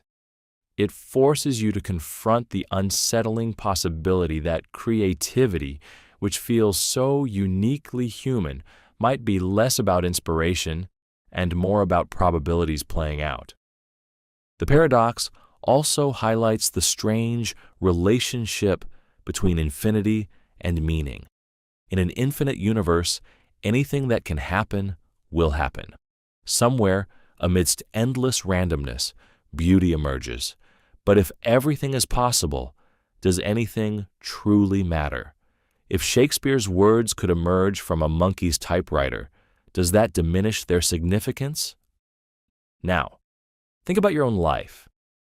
How often do you view creativity as a kind of magic, an act of summoning something extraordinary from nothing? You pour your heart into your work, believing it's a reflection of your unique self. But the theorem suggests that even randomness can produce brilliance, given enough time. Does that mean your efforts are meaningless? Or does it reveal something deeper about the nature of creation? One way to approach the paradox is to recognize the difference between possibility and intention. The monkey might eventually type Shakespeare, but it wouldn't mean to. Every letter would be a coincidence, a random stroke in an infinite sea of randomness. Human creativity, on the other hand, is intentional. When you create, you're not just producing patterns, you're shaping meaning guided by purpose and emotion. And yet, the theorem reminds you that even intention is shaped by randomness. Your thoughts, your choices, even your identity are influenced by countless factors beyond your control: genetics, environment, chance encounters. In a way, you're not so different from the monkey, except that your randomness is filtered through the lens of consciousness. This paradox isn't just about creativity. It's about how you find value in a world where randomness and inevitability coexist. If infinite time guarantees that Shakespeare's works will appear, does that make them less remarkable, or does it make them more so? Because in the chaos of infinite possibilities, they still stand out as extraordinary. The infinite monkey theorem also forces you to reconsider your relationship with failure. If infinite randomness can eventually produce brilliance, then every misstep, every false start, every seemingly meaningless act is part of a larger process. The chaos isn't an obstacle. It's the raw material of creation. And perhaps that's the paradox's most profound lesson. It's not about proving the insignificance of human creativity. It's about revealing its resilience. Even in a universe of infinite randomness, the act of creating remains deeply meaningful. Not because it defies chaos, but because it shapes it into something purposeful. So, does the monkey's typewriter diminish the value of human creativity? Not at all. If anything, it highlights the rarity of intention in a chaotic world. Your creativity isn't random, even if it emerges from randomness. It's the process of carving meaning out of the infinite, one deliberate choice at a time. In the end, the paradox isn't about monkeys or Shakespeare or infinity. It's about you, the choices you make, the risks you take, the art you create. Randomness might offer infinite possibilities, but only you can turn those possibilities into something that matters. And that's a kind of magic no theorem can explain. The paradox of the arrow. Imagine an arrow soaring through the air, cutting a straight line toward its target. At any given instant, it occupies a single, precise position in space. Freeze time, and you see it there, motionless, caught in that one moment. Now ask yourself, if the arrow is always in one position at each instant, how does it ever move? This is the paradox of the arrow, one of Zeno's ancient puzzles, and it forces you to confront the nature of motion itself. On the surface, the idea of movement seems simple. You watch the arrow fly, its speed evident, its trajectory clear. But when you break that motion into individual instants, something strange happens. At any single point in time, the arrow isn't moving. It's just there, fixed in place. And time, as you experience it, is made up of these instants, strung together like frames of a film. So if motion requires being in a different position from one instant to the next, and every instant is still, where does motion come from? This paradox reveals a deep tension between how you perceive motion and how it behaves when broken down into its smallest parts.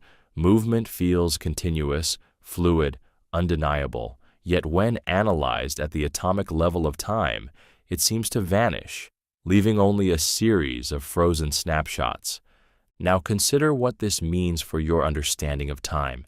If each moment is a static now, and all motion occurs between these nows, then does motion even exist as you experience it? Or is it an illusion, a story your mind creates to connect the still frames of reality? The paradox also forces you to confront the idea of infinity. Between any 2 points in time, no matter how small, there are an infinite number of moments. If the arrow must traverse all these points to reach its destination, how can it ever arrive? This isn't just a question about motion. It's a question about the structure of the universe, the fabric of time and space. At first, this puzzle seems unsolvable, but thinkers like Aristotle and, centuries later, modern mathematicians have chipped away at its mystery. They argue that motion isn't about individual instants. It's about how those instants fit together. The arrow doesn't move in a single moment. It moves through the relationship between moments. Time, like motion, isn't static, it's dynamic, a seamless flow that transcends the frozen snapshots. But the paradox goes deeper than physics or mathematics.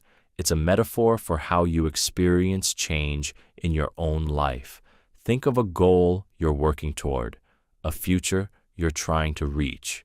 At every moment, you're in a single position, stuck perhaps in what feels like stasis. Progress can feel invisible, like the arrow caught in an endless series of still points. And yet, when you step back and look at the bigger picture, you see the motion. You see how each tiny moment builds on the last, creating the illusion or the reality of movement. The paradox reminds you that change isn't always visible in the moment, but it's happening relentlessly, just beneath the surface. So, does the arrow move? The answer depends on how you define motion. If you focus on the individual instance, it doesn't. But if you embrace the flow of time, the way each moment connects to the next, then motion becomes not just possible, but inevitable. The paradox of the arrow isn't here to paralyze you with doubt. It's here to invite you into the mystery of motion, to see time not as a series of frozen points, but as a living, breathing continuum. And maybe that's the real lesson of the arrow. Life itself is a paradox of motion. In each instant, you are still, yet you are always moving toward your goals, through time, through change. Like the arrow, your journey is both frozen in the now and soaring through the infinite. And in that paradox lies the beauty of existence, the paradox of death's meaning. Think about death, not in the abstract, but as it applies to you. One day, your heartbeat will cease, your breath will fade, and your conscious experience will end. But here's the paradox. If death is the absence of experience, then you will never experience being dead. You'll never feel its silence, its stillness, or its finality. So, in a strange way, does death even exist for you? The paradox forces you to confront the very nature of what it means to exist. Your entire life is shaped by experience, by the things you see, feel, and think. Death, by its definition, is the absence of all of that. It's not an event you witness, but the point at which you cease to witness anything at all. How, then, can it hold any meaning for you if you're not there to perceive it? Consider this. From your perspective, the world began when you became conscious. Everything before that, the formation of the earth, the rise and fall of civilizations, even the lives of your ancestors, exists for you only as stories or ideas. Similarly, when you die, the world will end, at least from your point of view. You'll never know what happens next because there will be no you to know it. This paradox reveals a profound contradiction in how you think about death. On one hand, it looms as the ultimate endpoint, an inescapable certainty. On the other, it's something you can never truly experience, because the moment it arrives, you're no longer there. Death is both inevitable and unknowable, both a certainty and a non-event. Now think about how this shapes your life. Much of what you do, your goals, your fears, your ambitions, is influenced by the shadow of death. You plan for the future, fearing that time will run out. You avoid risks, hoping to prolong your existence. But if death, as the paradox suggests, is something you'll never experience, then why does it hold such power over you? Some philosophers argue that death's meaning lies not in the act itself, but in the awareness of its inevitability. Knowing that your time is finite gives urgency and significance to your choices. It forces you to live fully, to embrace the fleeting nature of existence. Death might not exist for you in the literal sense, but its presence shapes the way you live every moment. Others see the paradox as an invitation to question the nature of self. If death marks the end of you, then who or what is the you that fears it? Is it your body, your mind, your memories, or is the self just a story you tell yourself, one that dissolves when the story ends? The paradox also challenges how you think about legacy. If you won't be there to experience the future, does it matter what you leave behind? The instinct to create, to contribute, to be remembered is deeply human. But the paradox asks, is that effort for others, or is it a way to push back against the idea of your own absence? And yet, the paradox isn't just about fear or meaning, it's also about liberation. If death is the absence of experience, then it's also the absence of pain, regret, and worry. The things that trouble you in life disappear with it. This perspective doesn't erase the sadness of mortality, but it reframes it, offering a kind of peace. So, does death exist for you? The answer depends on how you define existence itself. If existence is tied to experience, then death is a boundary you'll never cross. It's not something to be feared, because it's not something you'll ever face in a conscious way. But the paradox of death's meaning goes beyond whether it exists. It invites you to see life as precious precisely because it is finite. It challenges you to let go of the fear of what comes after and instead focus on what comes now. The moments, the connections, the choices that make up your experience. Death might not exist for you, but life does, and in the end, that's where meaning truly lies. Not in the absence you'll never know, but in the presence you have right now. The paradox of the one and the many. Think about yourself for a moment. You feel like a single, unified being, a person with a name, a story, and a sense of identity that sets you apart from everything else. But is that really what you are? Beneath the surface, your body is a bustling universe of billions of cells, microorganisms, and chemical reactions. Your mind, which feels so cohesive, is a whirlwind of fleeting thoughts, shifting emotions, and subconscious processes. So, here's the paradox. Are you truly one entity, or are you many? And if you are many, where do you begin and where do you end? The paradox of the one and the many challenges your sense of individuality. On the surface, you appear whole, self-contained, and distinct from the world around you, but look closer, and the boundaries blur.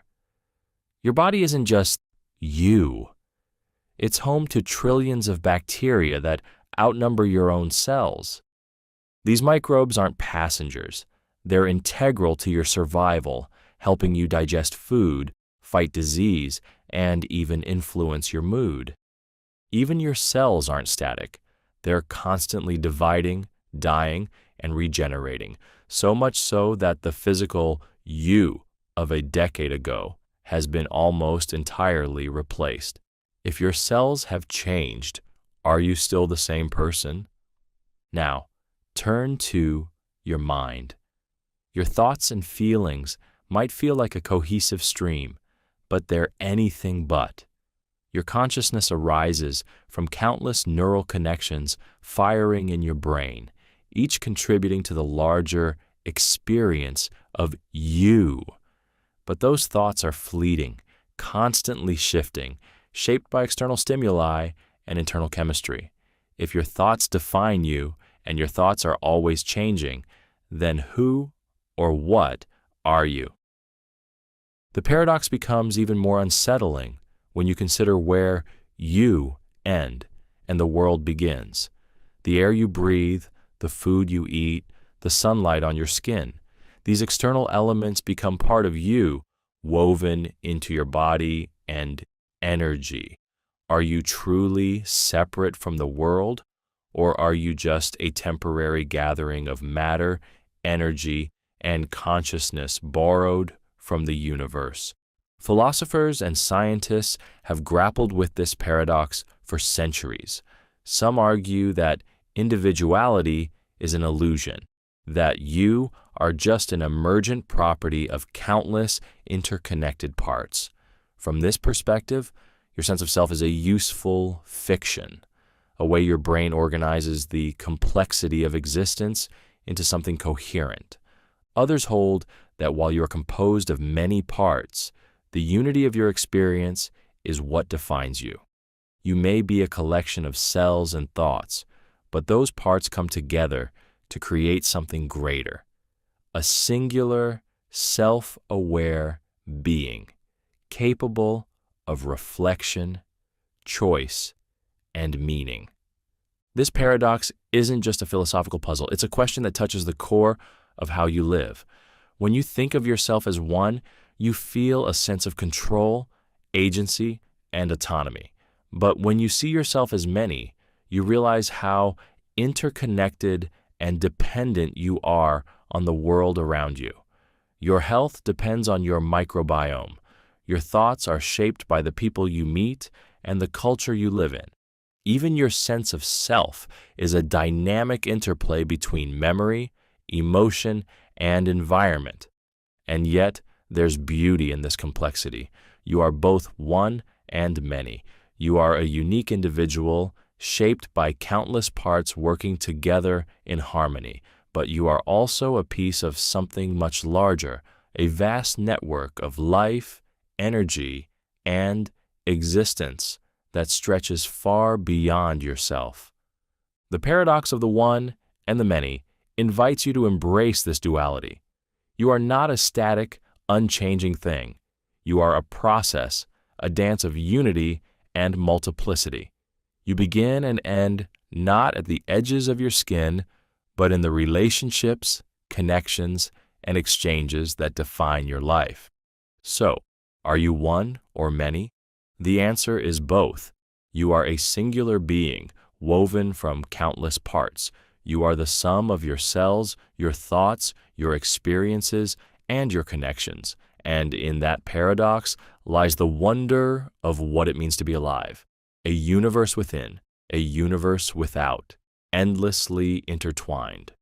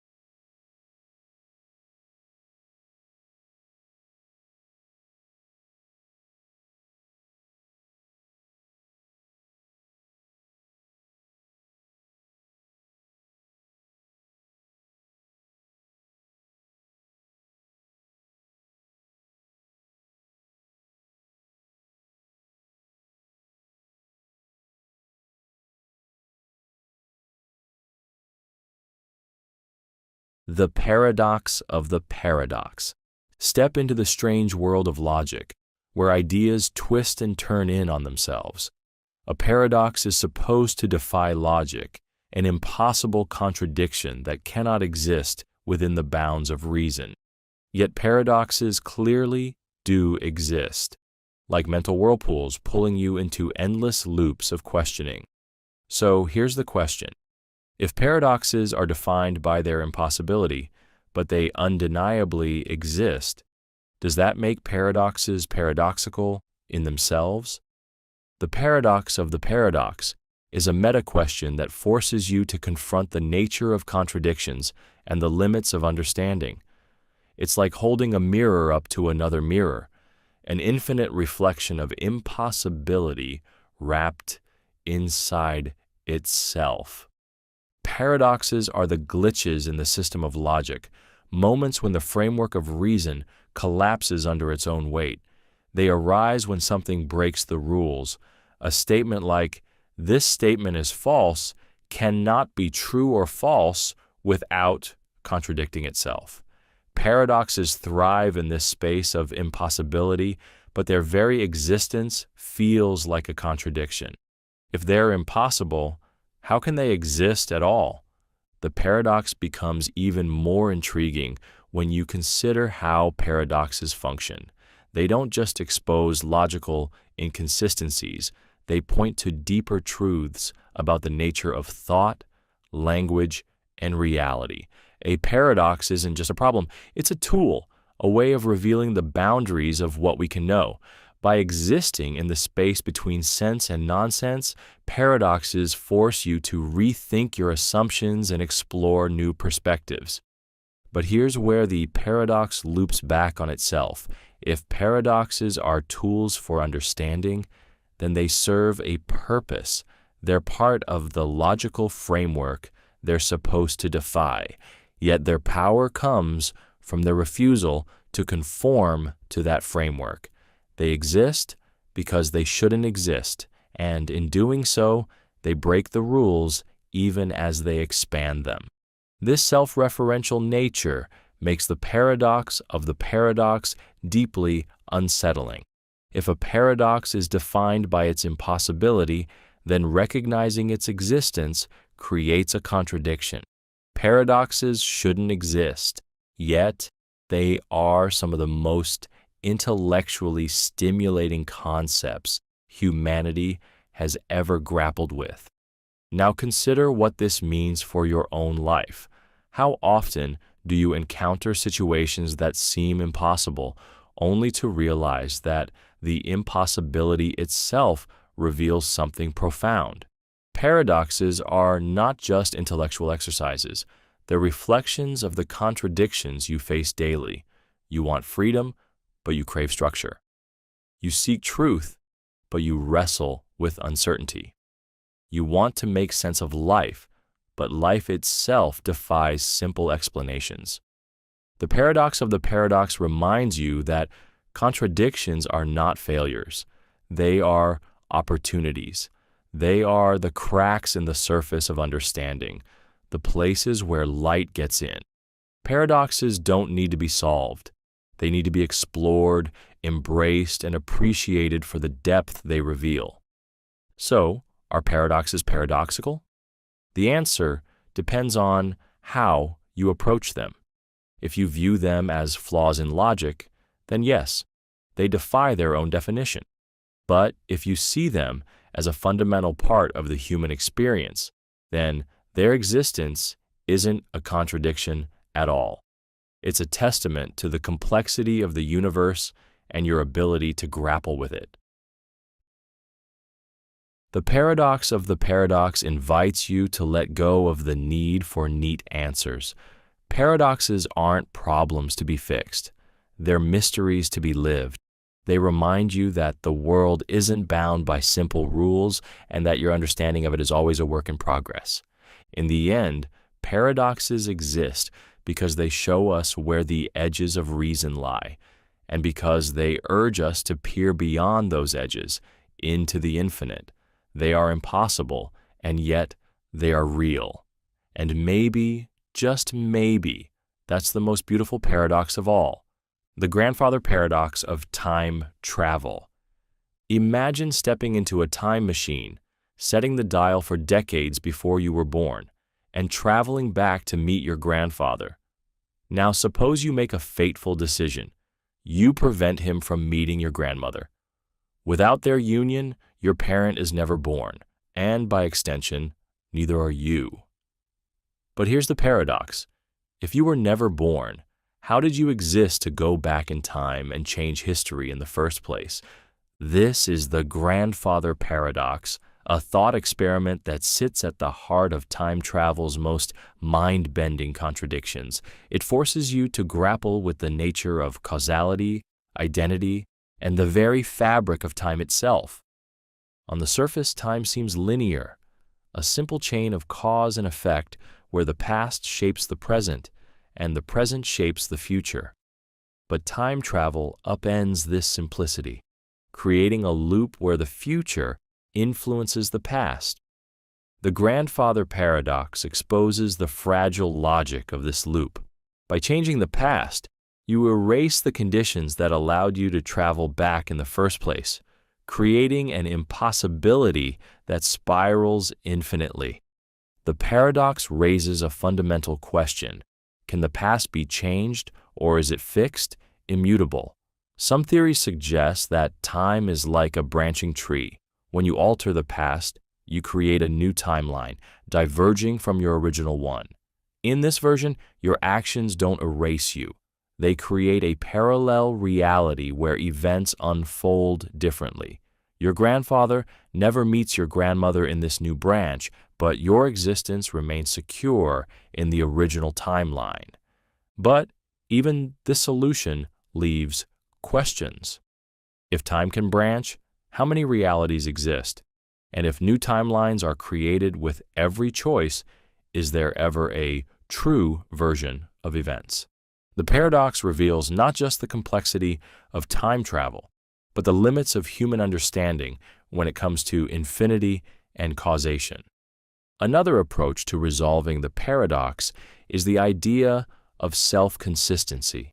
According to this view, the universe resists contradictions.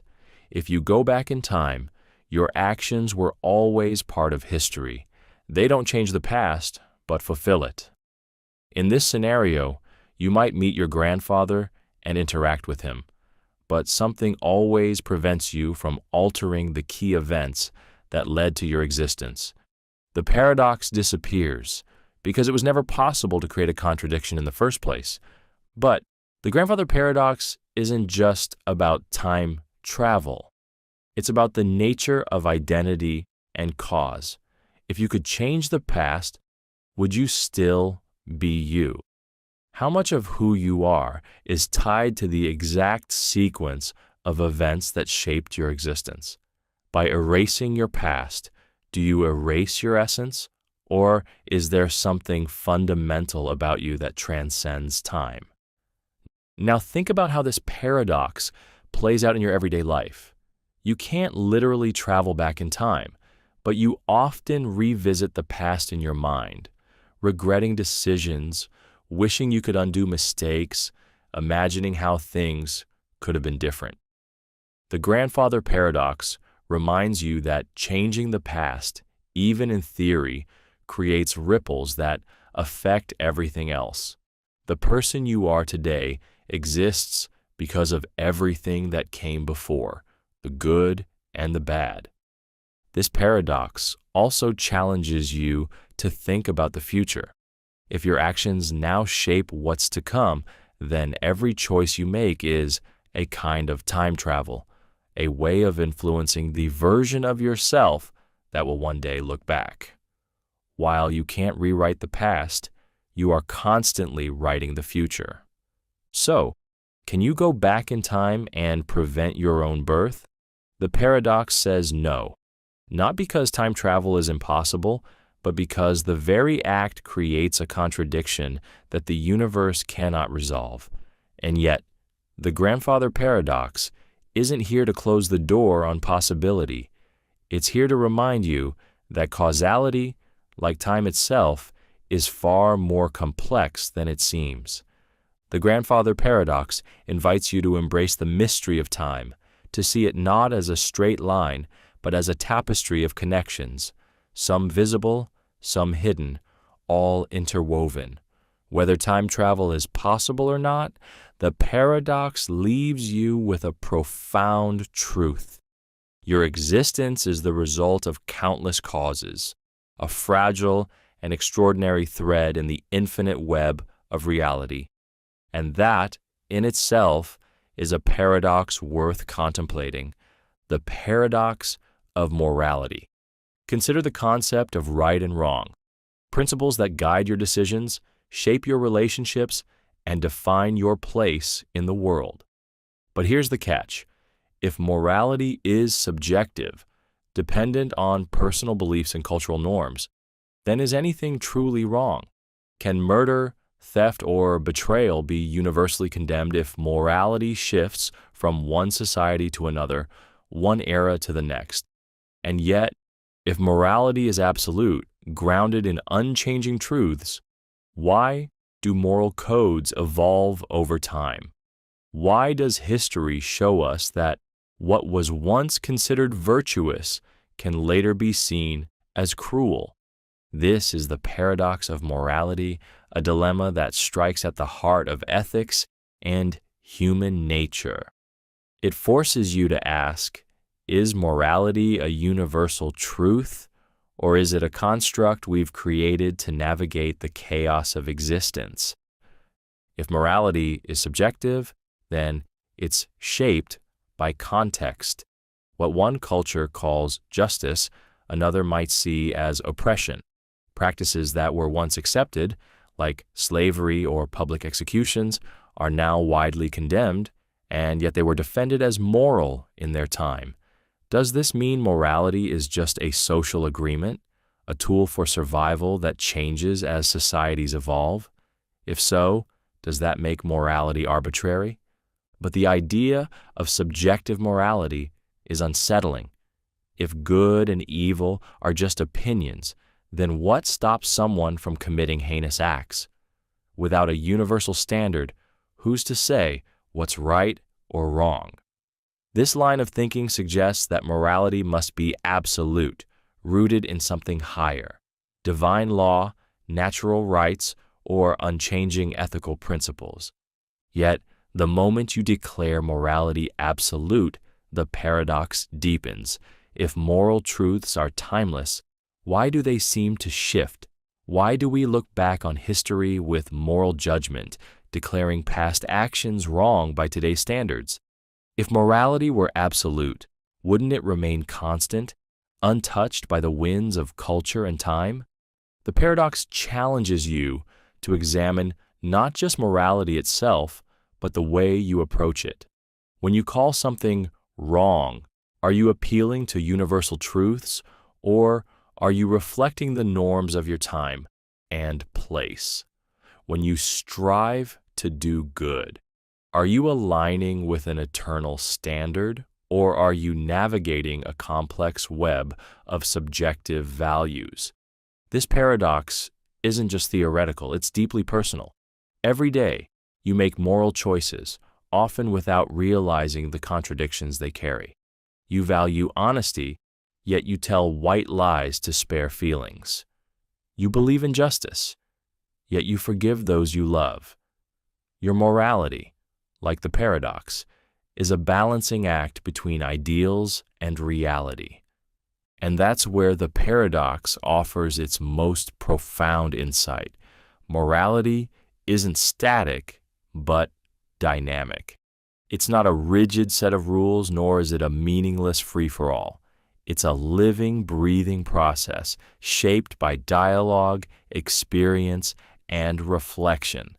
Think about how your own sense of morality has changed over time. The things you once believed were unquestionably right or wrong may now feel more nuanced. This isn't a failure, it's growth. The paradox reminds you that morality is a journey, not a destination. At the same time, the paradox warns against moral relativism, the idea that all values are equally valid. While morality may be influenced by culture and context, certain principles, like the value of human dignity, seem to transcend time and place. The paradox doesn't ask you to abandon morality. It asks you to wrestle with it, to hold it up to the light and examine its contradictions. So, is morality subjective or absolute? The paradox suggests it's both, and neither.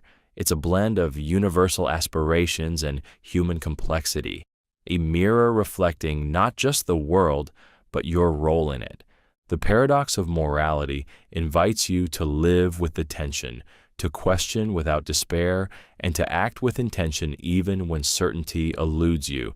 It challenges you to create meaning in a world where right and wrong are not always clear. And perhaps that's the true lesson of the paradox.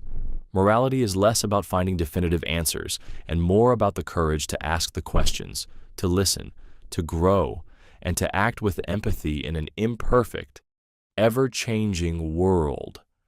The paradox of Sisyphus. Imagine Sisyphus, the tragic figure from Greek mythology, cursed by the gods to an eternity of meaningless labor. Each day, he pushes a massive boulder up a steep hill, straining against its weight, only for it to roll back down just as he nears the top, over and over, endlessly. His fate seems like the ultimate punishment, a life without progress, purpose, or escape. Now step back and ask yourself, is his struggle truly meaningless? And if it is, what does that say about your own life, which often feels like its own version of Sisyphus's hill? Is meaning something you achieve, or is it something you find in the struggle itself? This is the paradox of Sisyphus, a question that strikes at the core of existence. On the surface, it seems bleak. If life is an endless cycle of effort, repetition, and setbacks, what's the point? But within this paradox lies a powerful insight about meaning, resilience, and the human spirit. Life, like Sisyphus' task, is filled with struggle. You work toward goals, only to face new challenges. You solve one problem, only for another to appear. And ultimately, no matter what you achieve, the inevitability of time and mortality resets the cycle. It's easy to feel as though you're pushing your own boulder, trapped in a pattern that offers no lasting fulfillment. But here's where the paradox shifts. What if the meaning isn't in reaching the top of the hill, but in the act of pushing the boulder itself? French philosopher Albert Camus famously argued that Sisyphus, far from being a figure of despair, could be seen as a symbol of defiance and freedom. In his essay, The Myth of Sisyphus, Camus wrote, "One must imagine Sisyphus happy." At first, this idea seems absurd. How could anyone find happiness in an endless, futile task? But Camus' point is that meaning doesn't have to come from an external goal. It can come from how you face the struggle. By embracing the absurdity of his situation, Sisyphus transforms his punishment into an act of rebellion. He may not control the boulder or the hill, but he controls his attitude toward them. In choosing to push the rock, he asserts his humanity, his will, his power to create meaning in a meaningless world. Now, think about your own life. How often do you tie your sense of purpose to outcomes, achieving success, reaching milestones, completing tasks? The paradox of Sisyphus asks you to consider a different perspective. What if the meaning of life isn't in the destination, but in the journey? What if the act of striving, of engaging fully with your struggles, is where true fulfillment lies? This isn't an easy idea to accept. Struggle is painful. Failure is frustrating. Repetition can feel like a prison. But the paradox invites you to reframe your struggles, to see them not as obstacles to happiness, but as the very fabric of existence. In every push of the boulder, there is a choice to resist, to despair, or to embrace the challenge with courage and determination. The paradox also speaks to the resilience of the human spirit. Like Sisyphus, you face tasks that seem insurmountable, moments when the weight of the world feels too heavy, and yet you keep going. You wake up each day and push the boulder, not because you're guaranteed to succeed, but because the act of trying is its own kind of triumph. At its core, the paradox of Sisyphus isn't about futility. It's about perspective. It asks you to find meaning not in escaping the cycle, but in living fully within it, to see the beauty in effort, the dignity in persistence, and the freedom in choosing how you respond to the challenges of life. So, is life an endless cycle of struggle? Yes, but does that make it meaningless? Not at all. The paradox reminds you that meaning isn't something you discover at the top of the hill. It's something you create with every step, every push, every moment you engage with the boulder. In the end, the paradox of Sisyphus is a mirror, reflecting your own capacity for resilience, creativity, and choice. It invites you to embrace the struggle, not as a curse, but as the essence of what it means to be alive. And in that embrace, you may just find the happiness that Camus imagined, waiting for you in the heart of the climb. The lottery paradox. Imagine holding a lottery ticket in your hand. You know, statistically, it's almost certain that this ticket won't win. The odds are stacked astronomically against you. But now think about every other ticket in the lottery. The same logic applies. Each one, individually, is unlikely to win. If this is true for every single ticket, then logically, none of them should win. And yet, every lottery has a winner. This is the lottery paradox, a puzzle that seems simple at first, but reveals a deep tension between probability, logic, and reality. How can you reconcile the fact that every ticket is almost guaranteed to lose, yet collectively, one ticket is almost guaranteed to win? At its heart, the paradox is about how you process uncertainty and probability. When you say, this ticket won't win, you're making a highly reasonable assumption based on the overwhelming odds. But when you extend that assumption to every ticket, the logic collapses. If no ticket wins, the entire premise of the lottery, where a winner is guaranteed, falls apart. The paradox highlights a key distinction between probability and certainty. Just because something is highly unlikely doesn't mean it's impossible. The odds may make winning feel improbable for any given ticket. But the structure of the lottery ensures that improbability will eventually converge into certainty. A winner will emerge. Now, think about how this applies to your own life. How often do you dismiss possibilities because they seem unlikely? How many opportunities do you ignore because the odds don't seem to be in your favor? The lottery paradox reminds you that improbability doesn't equal impossibility. Even when the chances are slim, the possibility remains, and sometimes that's all it takes. The paradox also forces you to confront the limits of logical reasoning. You rely on logic to make sense of the world, to guide your decisions and beliefs, but the lottery paradox shows that even the most reasonable assumptions can lead to contradictions when taken to their extremes. If you trust probability too rigidly, you risk missing the bigger picture. The improbable does happen, and often. This isn't just a mathematical puzzle. It's a reflection of the human experience.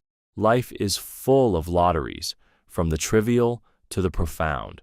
You take risks, pursue dreams, and make choices, knowing the odds are rarely in your favor. The paradox asks, should you let those odds dictate your actions, or should you embrace the uncertainty and play anyway?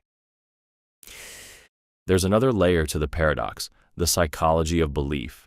When you hold a lottery ticket, part of you knows it won't win, but another part of you can't help imagining the possibility. That tension between logic and hope is at the heart of what makes the lottery so compelling. The lottery paradox doesn't just question probability, it questions how you balance reason with optimism, doubt with belief. So, how do you resolve the paradox? One way is to accept that probability works differently at different scales. Individually, each ticket is overwhelmingly likely to lose, but collectively, the odds shift, guaranteeing that one ticket will win. The paradox disappears when you recognize that what's true for the individual isn't always true for the group, a lesson that applies to more than just lotteries. The paradox also invites you to rethink how you approach risk and uncertainty. Instead of fixating on the improbability of success, focus on the possibility. After all, every winner in every lottery started with the same odds as everyone else. The lottery paradox reminds you that improbable outcomes are still outcomes, and sometimes they're the ones that change everything. In the end, the lottery paradox isn't just about tickets or numbers. It's about how you navigate the unpredictability of life. It challenges you to hold space for the unlikely, to question rigid assumptions, and to embrace the tension between reason and possibility. And maybe that's the real lesson of the paradox, that life itself is a lottery, a series of improbable events unfolding against impossible odds. And yet, here you are, living proof that sometimes the unlikely wins. The paradox of the infinite set. Imagine the concept of infinity, something vast, boundless, endless. It seems like infinity should be a singular, incomprehensible magnitude, stretching endlessly in every direction. But here's the paradox. Some infinities are larger than others. How can something with no end have different sizes? This is the paradox of the infinite set, a puzzle that defies intuition and stretches the limits of what you think is possible. It forces you to confront the nature of infinity itself, revealing that even within the infinite there are hierarchies and complexities you might never have imagined. To understand the paradox, consider a simple example: the set of all whole numbers, 1, 2, 3, and so on. This set is infinite, continuing forever without stopping. Now consider the set of all even numbers, 2, 4, 6, and so on. This set is also infinite. At first glance, it seems that the set of whole numbers must be larger because it includes both odd and even numbers. But here's where infinity becomes slippery. You can match every whole number with an even number by doubling it. For every 1, there's a 2. For every 2, there's a 4, and so on. The two sets are infinite, and yet, in a sense, they are the same size. But now, imagine the set of all real numbers, numbers like 1.1, 2, or p, numbers that fill in every possible value between the whole numbers. This set, too, is infinite, yet it is larger than the set of whole numbers. Mathematician Georg Cantor proved this by showing that no matter how you try to list all the real numbers, there will always be more that aren't included in your list. This means the infinity of real numbers is a larger infinity than the infinity of whole numbers. And that's where the paradox deepens. How can infinity have sizes? Isn't infinity, by definition, endless and incomparable? The paradox of the infinite set challenges the limits of your understanding, forcing you to see that infinity isn't a single concept, but a spectrum filled with nuances and layers. This paradox doesn't just live in the realm of mathematics, it has profound implications for how you think about the world and your place within it. Consider the infinite vastness of the universe.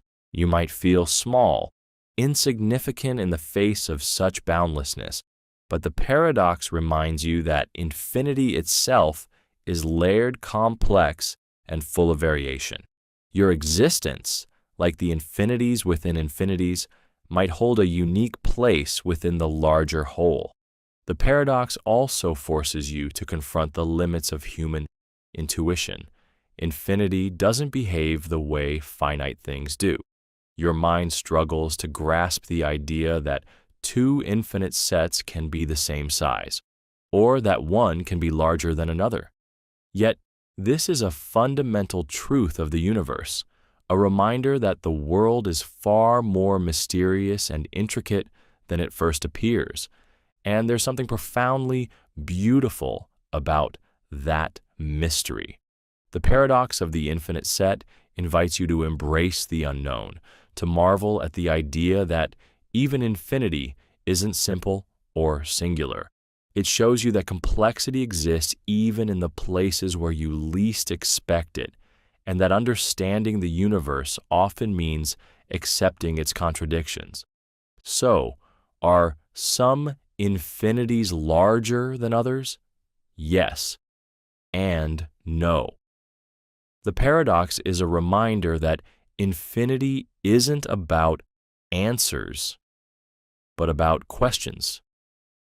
It's about pushing the boundaries of what you think you know, about exploring concepts that defy logic and comfort.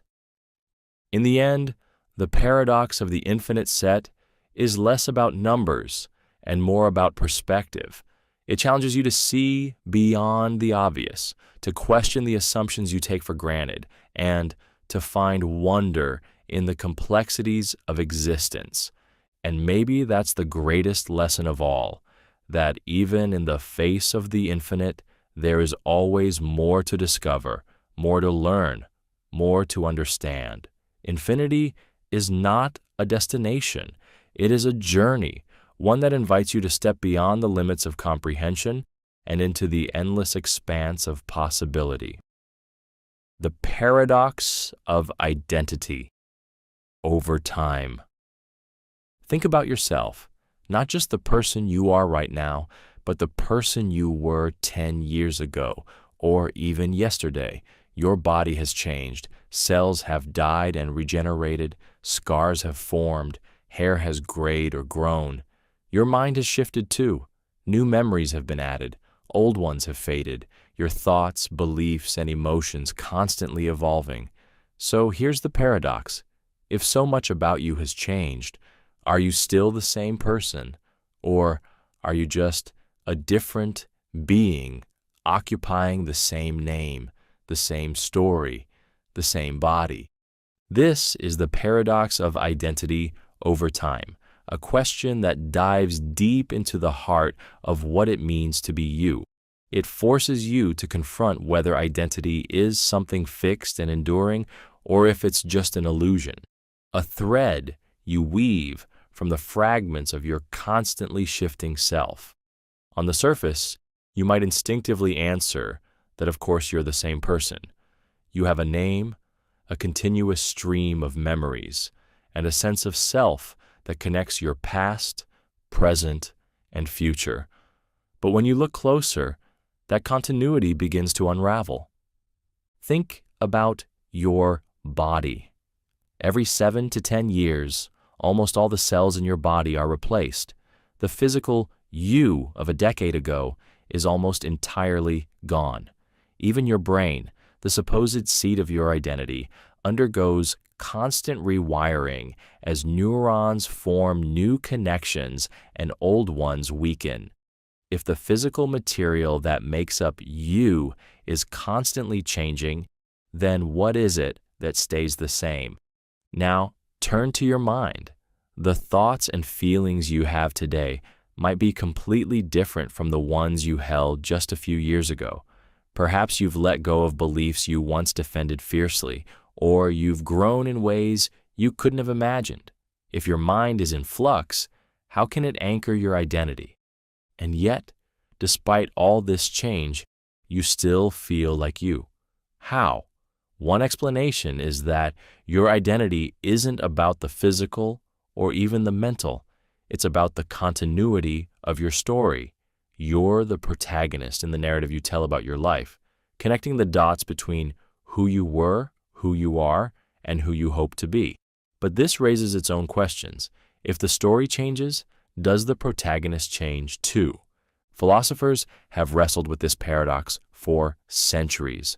Some argue that identity is an illusion, a convenient fiction that helps you make sense of a constantly changing reality.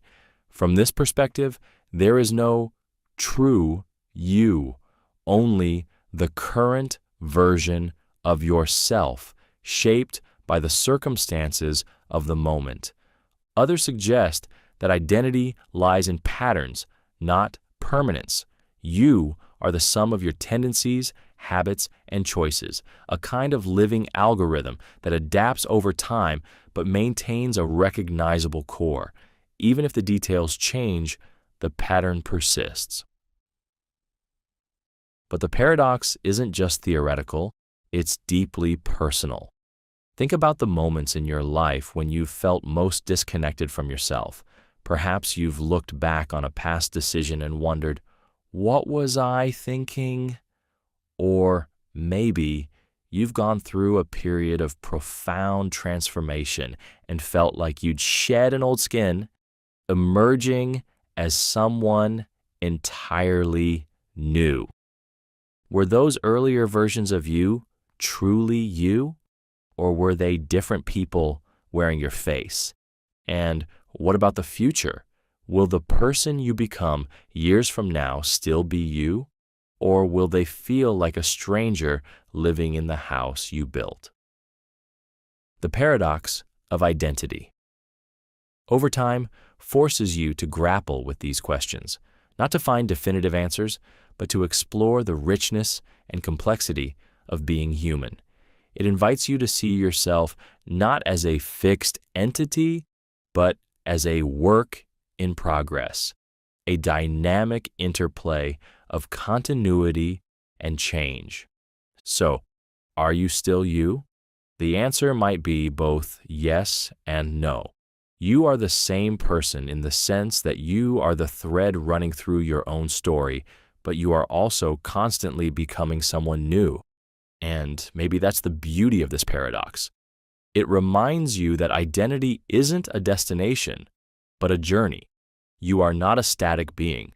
You are a process, a transformation, an unfolding narrative.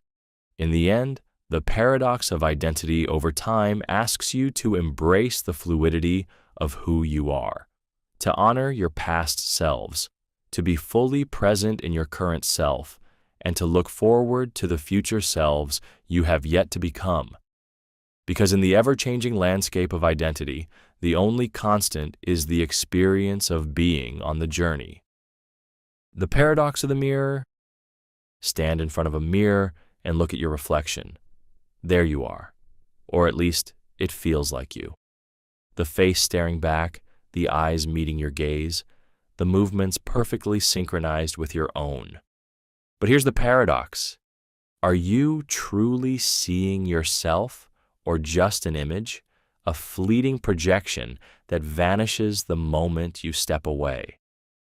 This is the paradox of the mirror, a question that challenges your understanding of identity, reality, and perception. It forces you to confront the unsettling fact that the reflection you see isn't really you. It's a reversed, intangible image, dependent on light and perspective, existing only as long as the mirror is there to catch it. When you gaze into a mirror, what do you really see? You see features, your face, your expressions, the physical outline of your body. But these are external. They don't reveal your thoughts, your emotions, or the deeper aspects of who you are. The reflection is a surface-level copy, stripped of the essence that makes you you. Now consider the fleeting nature of that reflection. It doesn't exist independently. It depends entirely on your presence and the angle of light. The moment you move, it disappears, leaving the mirror empty and silent. If something vanishes so easily, can it truly be said to exist at all? The paradox deepens when you think about how much of your sense of self is tied to that reflection. You spend your life seeing yourself through mirrors, photos, and screens, but never directly. Your face is something others see more often than you do. Your self-image is constructed from these reflections, but each one is a distortion, a reversed version, a snapshot frozen in time. Is your reflection truly you or just a shadow, a representation that you mistake for reality? This paradox isn't just about mirrors, it's about how you perceive and define yourself.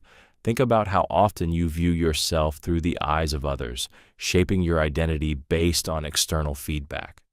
Like the reflection in the mirror, this external perspective can feel real, but it's incomplete. It's not you, it's an image, a projection shaped by context and perception.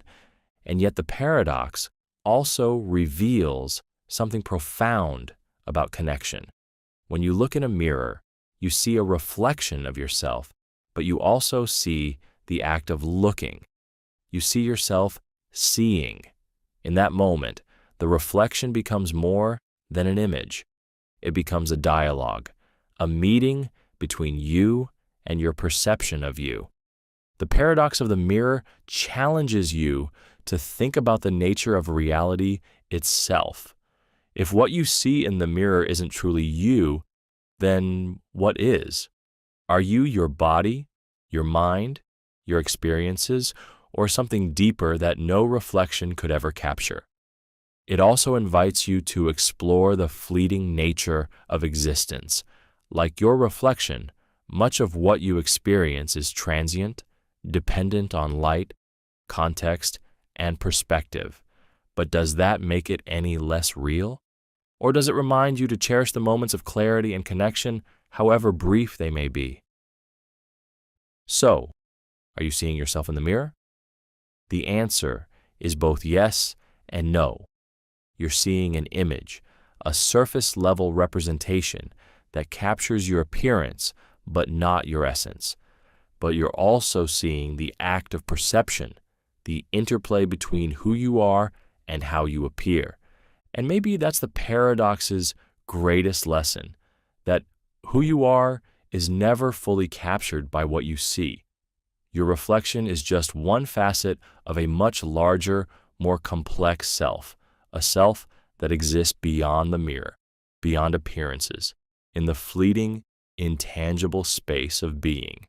The next time you look in a mirror, pause. See the reflection, but also see beyond it.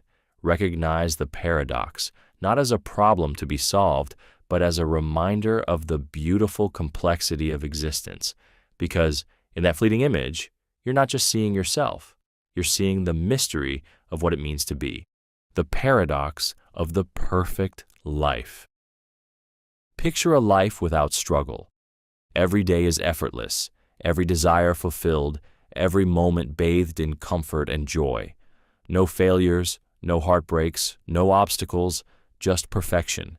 It sounds like paradise, doesn't it? But now ask yourself, if life were truly perfect, would you even recognize happiness? Or would a life without suffering lose its meaning entirely? This is the paradox of the perfect life. A question that challenges your assumptions about what makes life worth living. It forces you to consider whether happiness can exist without its counterpart, whether meaning requires the contrast of struggle and pain to give it depth. At first, perfection seems like the ultimate goal. You work tirelessly to minimize hardship, to build a life free from suffering and full of joy. But the paradox reminds you that joy, by its very nature, is defined in opposition to difficulty. How can you appreciate light if you've never known darkness? How can you feel triumph if there's nothing to overcome? Imagine if every meal you ate was the most delicious you'd ever had, every sunset the most beautiful, every relationship flawless. At first, it might feel euphoric, but over time, that perfection would become routine. The very things that once thrilled you would lose their magic. Without struggle, Without contrast, even the extraordinary becomes ordinary. This paradox goes beyond happiness. It's about meaning. Struggle shapes you, challenges you, and forces you to grow. The moments of pain and difficulty in your life aren't just obstacles. They're the forge in which your character's formed. A life without struggle might be pleasant, but would it be meaningful? Philosophers and storytellers have wrestled with this question for centuries. The idea of a perfect existence often leads to visions of stagnation, a kind of spiritual numbness where nothing matters because everything is guaranteed. Utopia, when imagined, often reveals itself to be a gilded cage. Now, think about your own life. The moments you cherish most often come after a struggle, the job you worked hard for, the relationship you fought to save, the goal you pushed yourself to achieve. Those moments aren't perfect because they were easy. They're perfect because they were hard. But the paradox isn't just about glorifying suffering. It's not suggesting that pain is inherently good or that you should seek out hardship for its own sake. Instead, it asks you to see struggle as an integral part of life's richness, not as something to be avoided at all costs. Happiness and meaning aren't about eliminating suffering. They're about finding value in the contrast. A perfect life might shield you from pain, but it would also rob you of the resilience, growth, and perspective that come from facing life's challenges. The paradox of the perfect life also invites you to rethink your definition of happiness. True happiness isn't the absence of struggle. It's the ability to find joy and meaning despite it. It's the gratitude that comes from knowing you've overcome, the fulfillment of living authentically in a world that is messy, unpredictable, and imperfect. So, would a perfect life make you happy? The paradox suggests that it might not. Perfection, in its static, unchanging nature, lacks the dynamic interplay of highs and lows that gives life its flavor. Without the storm, you can't appreciate the calm. And maybe that's the paradox's greatest lesson, that meaning isn't found in perfection, but in the journey, in the effort, in the moments of struggle that make joy possible. Life's imperfections aren't flaws, they're features, the very things that make existence vibrant, challenging, and deeply human. The next time you find yourself wishing for a perfect life, pause. Remember that your struggles, as painful as they may be, are also what make your triumphs so sweet. Perfection might seem appealing, but it's the imperfections, the jagged edges, the challenges, the growth that make life truly worth living. Because in the end, it's not perfection that brings meaning. It's the messy, beautiful, imperfect process of being alive. And that, perhaps, is the most perfect truth of all. The paradox of the infinite mind. Imagine a mind that knows everything, every fact, every thought, every secret of the universe. A mind that can comprehend the infinite, that holds within it the entirety of existence. At first, it seems like the ultimate aspiration, the pinnacle of intelligence. But now ask yourself, if a mind could truly contain infinite knowledge, would it still be human? Or would it become something else entirely, something unrecognizable? This is the paradox of the infinite mind, a question that challenges your understanding of what it means to think, to feel, and to be human. It forces you to confront the delicate balance between knowledge and the limitations that define your humanity. As a human being, your mind is both expansive and finite. You are capable of incredible feats of understanding, creativity, and introspection. Yet, your thoughts are bounded by time, by memory, by the physical structure of your brain.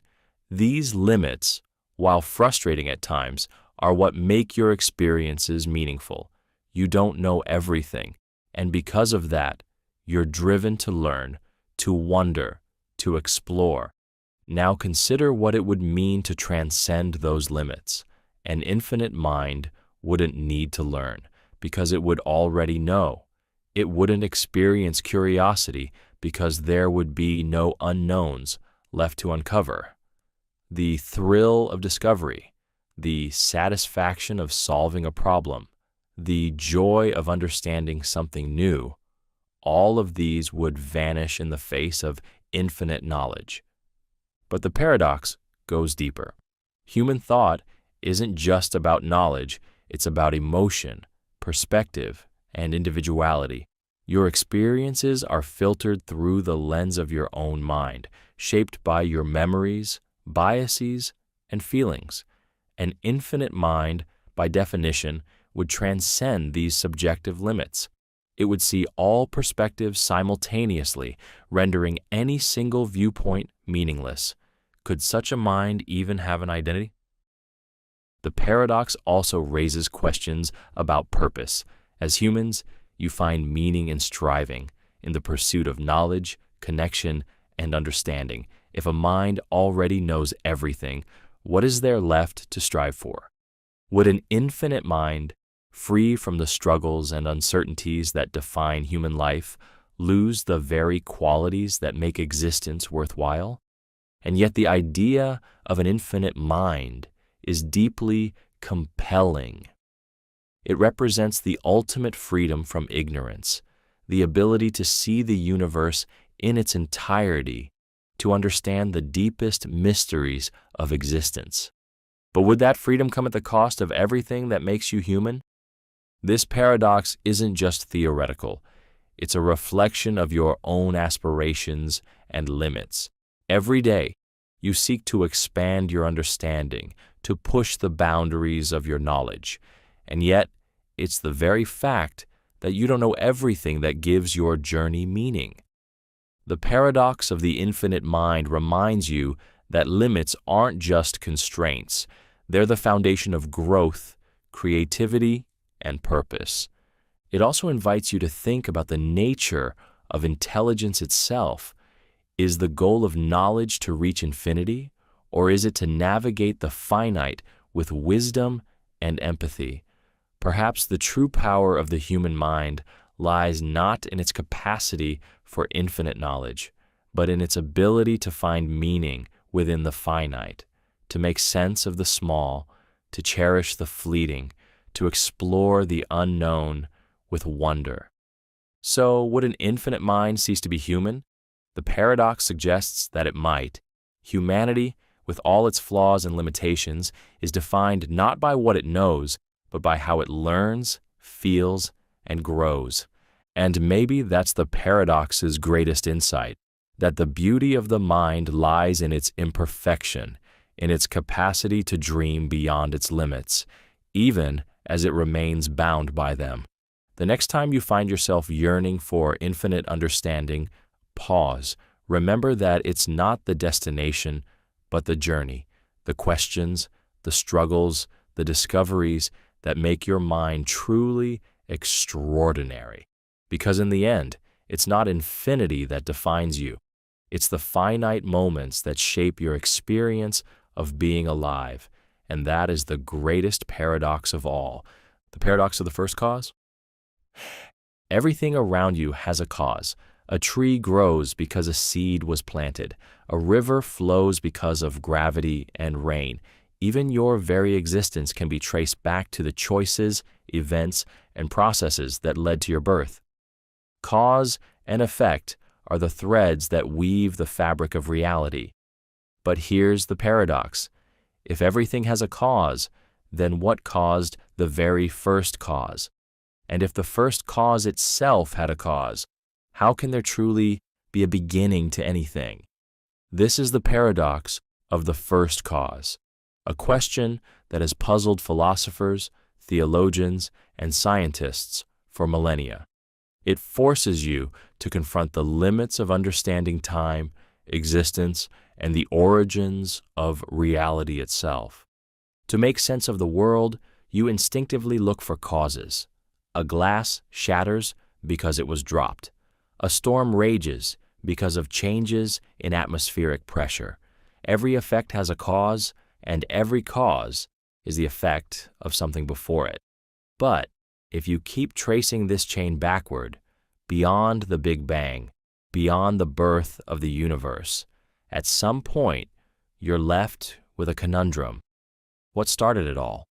One possibility is that there was a first cause, an uncaused origin that set everything in motion. Philosophers and theologians often refer to this as a prime mover or uncaused cause. Some call it God, others see it as a metaphysical principle or the nature of existence itself. But this explanation feels incomplete. If everything else requires a cause, why would the first cause be exempt?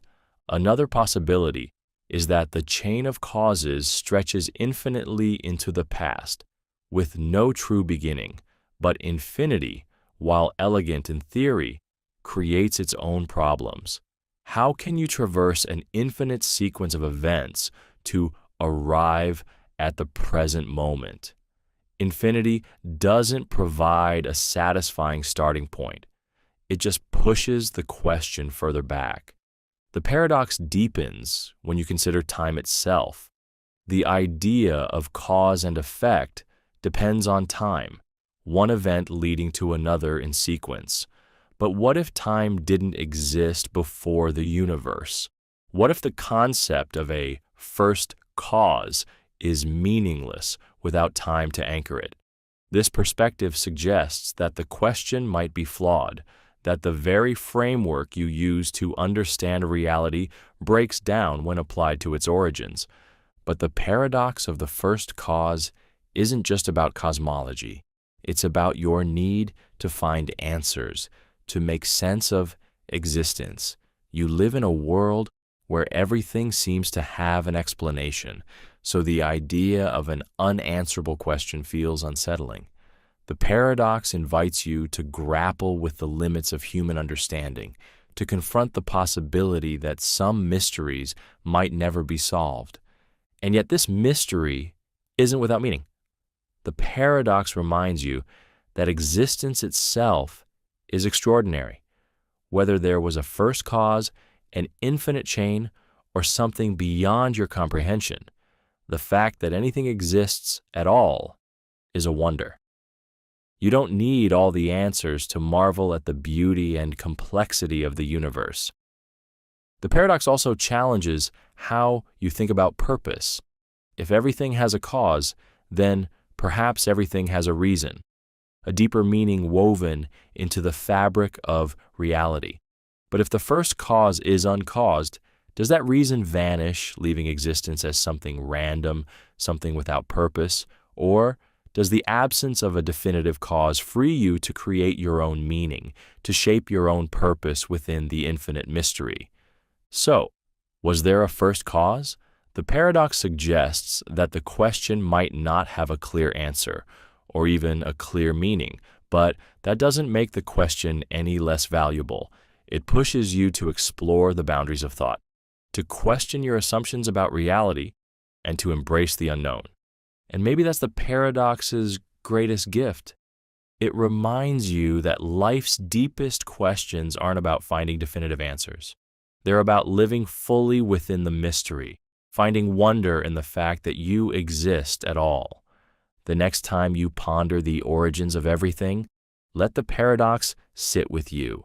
Feel its weight, its complexity, its infinite loops, and then let it remind you of this simple, profound truth, that the question itself is a testament to the incredible, unfathomable nature of existence. Whether or not you ever find the answer, the act of asking is its own kind of miracle. The paradox of the forgotten past. Think about the memories that make you who you are. Your childhood joys, your teenage mistakes, your triumphs, and your heartbreaks. They're all woven into the fabric of your identity. But now consider this. As time passes, you forget. Faces blur, moments fade, and entire chapters of your life vanish into the fog of the forgotten. If your memories define who you are, what happens when those memories disappear? Are you slowly ceasing to be yourself, or is there something deeper that holds you together? This is the paradox of the forgotten past, a haunting question that challenges your understanding of memory, identity, and what it means to exist as a person over time. Your memories are like footprints in the sand, marking the path you've walked. They tell the story of who you are, connecting your past self to the person you've become. When you look back on your life, those memories give meaning to your present. They anchor you, giving you a sense of continuity. But memory is fragile. It erodes, shifts, and sometimes fails entirely. Imagine a moment you once thought unforgettable, perhaps a childhood summer, a pivotal decision, or a moment of pure joy. Over time, the vividness of that moment fades, the details become hazy, the emotions less sharp. Eventually, you might forget it altogether. Does losing that memory mean losing a part of yourself? The paradox deepens when you consider just how much you've already forgotten. Most of your daily experiences, even the seemingly important ones, vanish within days, weeks, or years, and yet you still feel like you. How is it possible that you remain yourself when so much of your past has been lost? One answer is that identity isn't tied to any single memory, but to the patterns and themes that emerge over time. You may forget individual moments, but the lessons, habits, and values you take from them persist. Even as memories fade, their influence lingers, shaping the person you continue to become. But this explanation raises its own questions. If your identity is based on patterns rather than specific memories, how much can those patterns change before you become someone else? If you were to forget everything about your past, every memory, every connection, would you still be you, or would you become a blank slate, a different person entirely? The paradox also forces you to confront the nature of memory itself. Is memory a perfect record of the past, or is it a story you tell yourself, a reconstruction shaped by emotions, biases, and the present moment? If memory is as fluid and unreliable as research suggests, then perhaps identity isn't about preserving the past, but about continually reinventing it. Now, think about how this paradox plays out in your life. The parts of your past you cherish most are likely the ones you've revisited again and again, retelling the story in your mind until it feels unshakable. But how many moments, how many versions of yourself have been lost because you didn't hold on to them tightly enough? This paradox isn't just about loss. It's also about resilience. You are not a static collection of memories, frozen in time. You are a dynamic, ever-changing being, capable of growing and adapting even as the past fades. Forgetting isn't necessarily erasing. It's making space for new experiences, new connections, and new versions of yourself. But the paradox also reminds you to cherish the fleeting nature of memory. The moments you hold on to are precious precisely because they are impermanent. They remind you that life is a series of transformations, not a static timeline. So, are you ceasing to be yourself as you forget your past? The paradox suggests that the answer is both yes and no. You are not the person you were 5 years ago, or even yesterday, because you've let go of parts of who you were. But you are still you in the sense that you are the one who chooses how to move forward, how to reinterpret the story of your life, how to create meaning in the face of time's relentless flow. The paradox of the forgotten past invites you to embrace both loss and change. It asks you to see memory not as the anchor of your identity, but as one thread in a larger tapestry, one that is constantly being woven, unraveled, and rewoven. In the end, the paradox isn't about clinging to the past. It's about recognizing that who you are is not just a product of what you remember, but of how you live in the present and how you imagine the future. And perhaps that's the paradox's greatest lesson, that identity isn't something you preserve. It's something you create, moment by fleeting moment.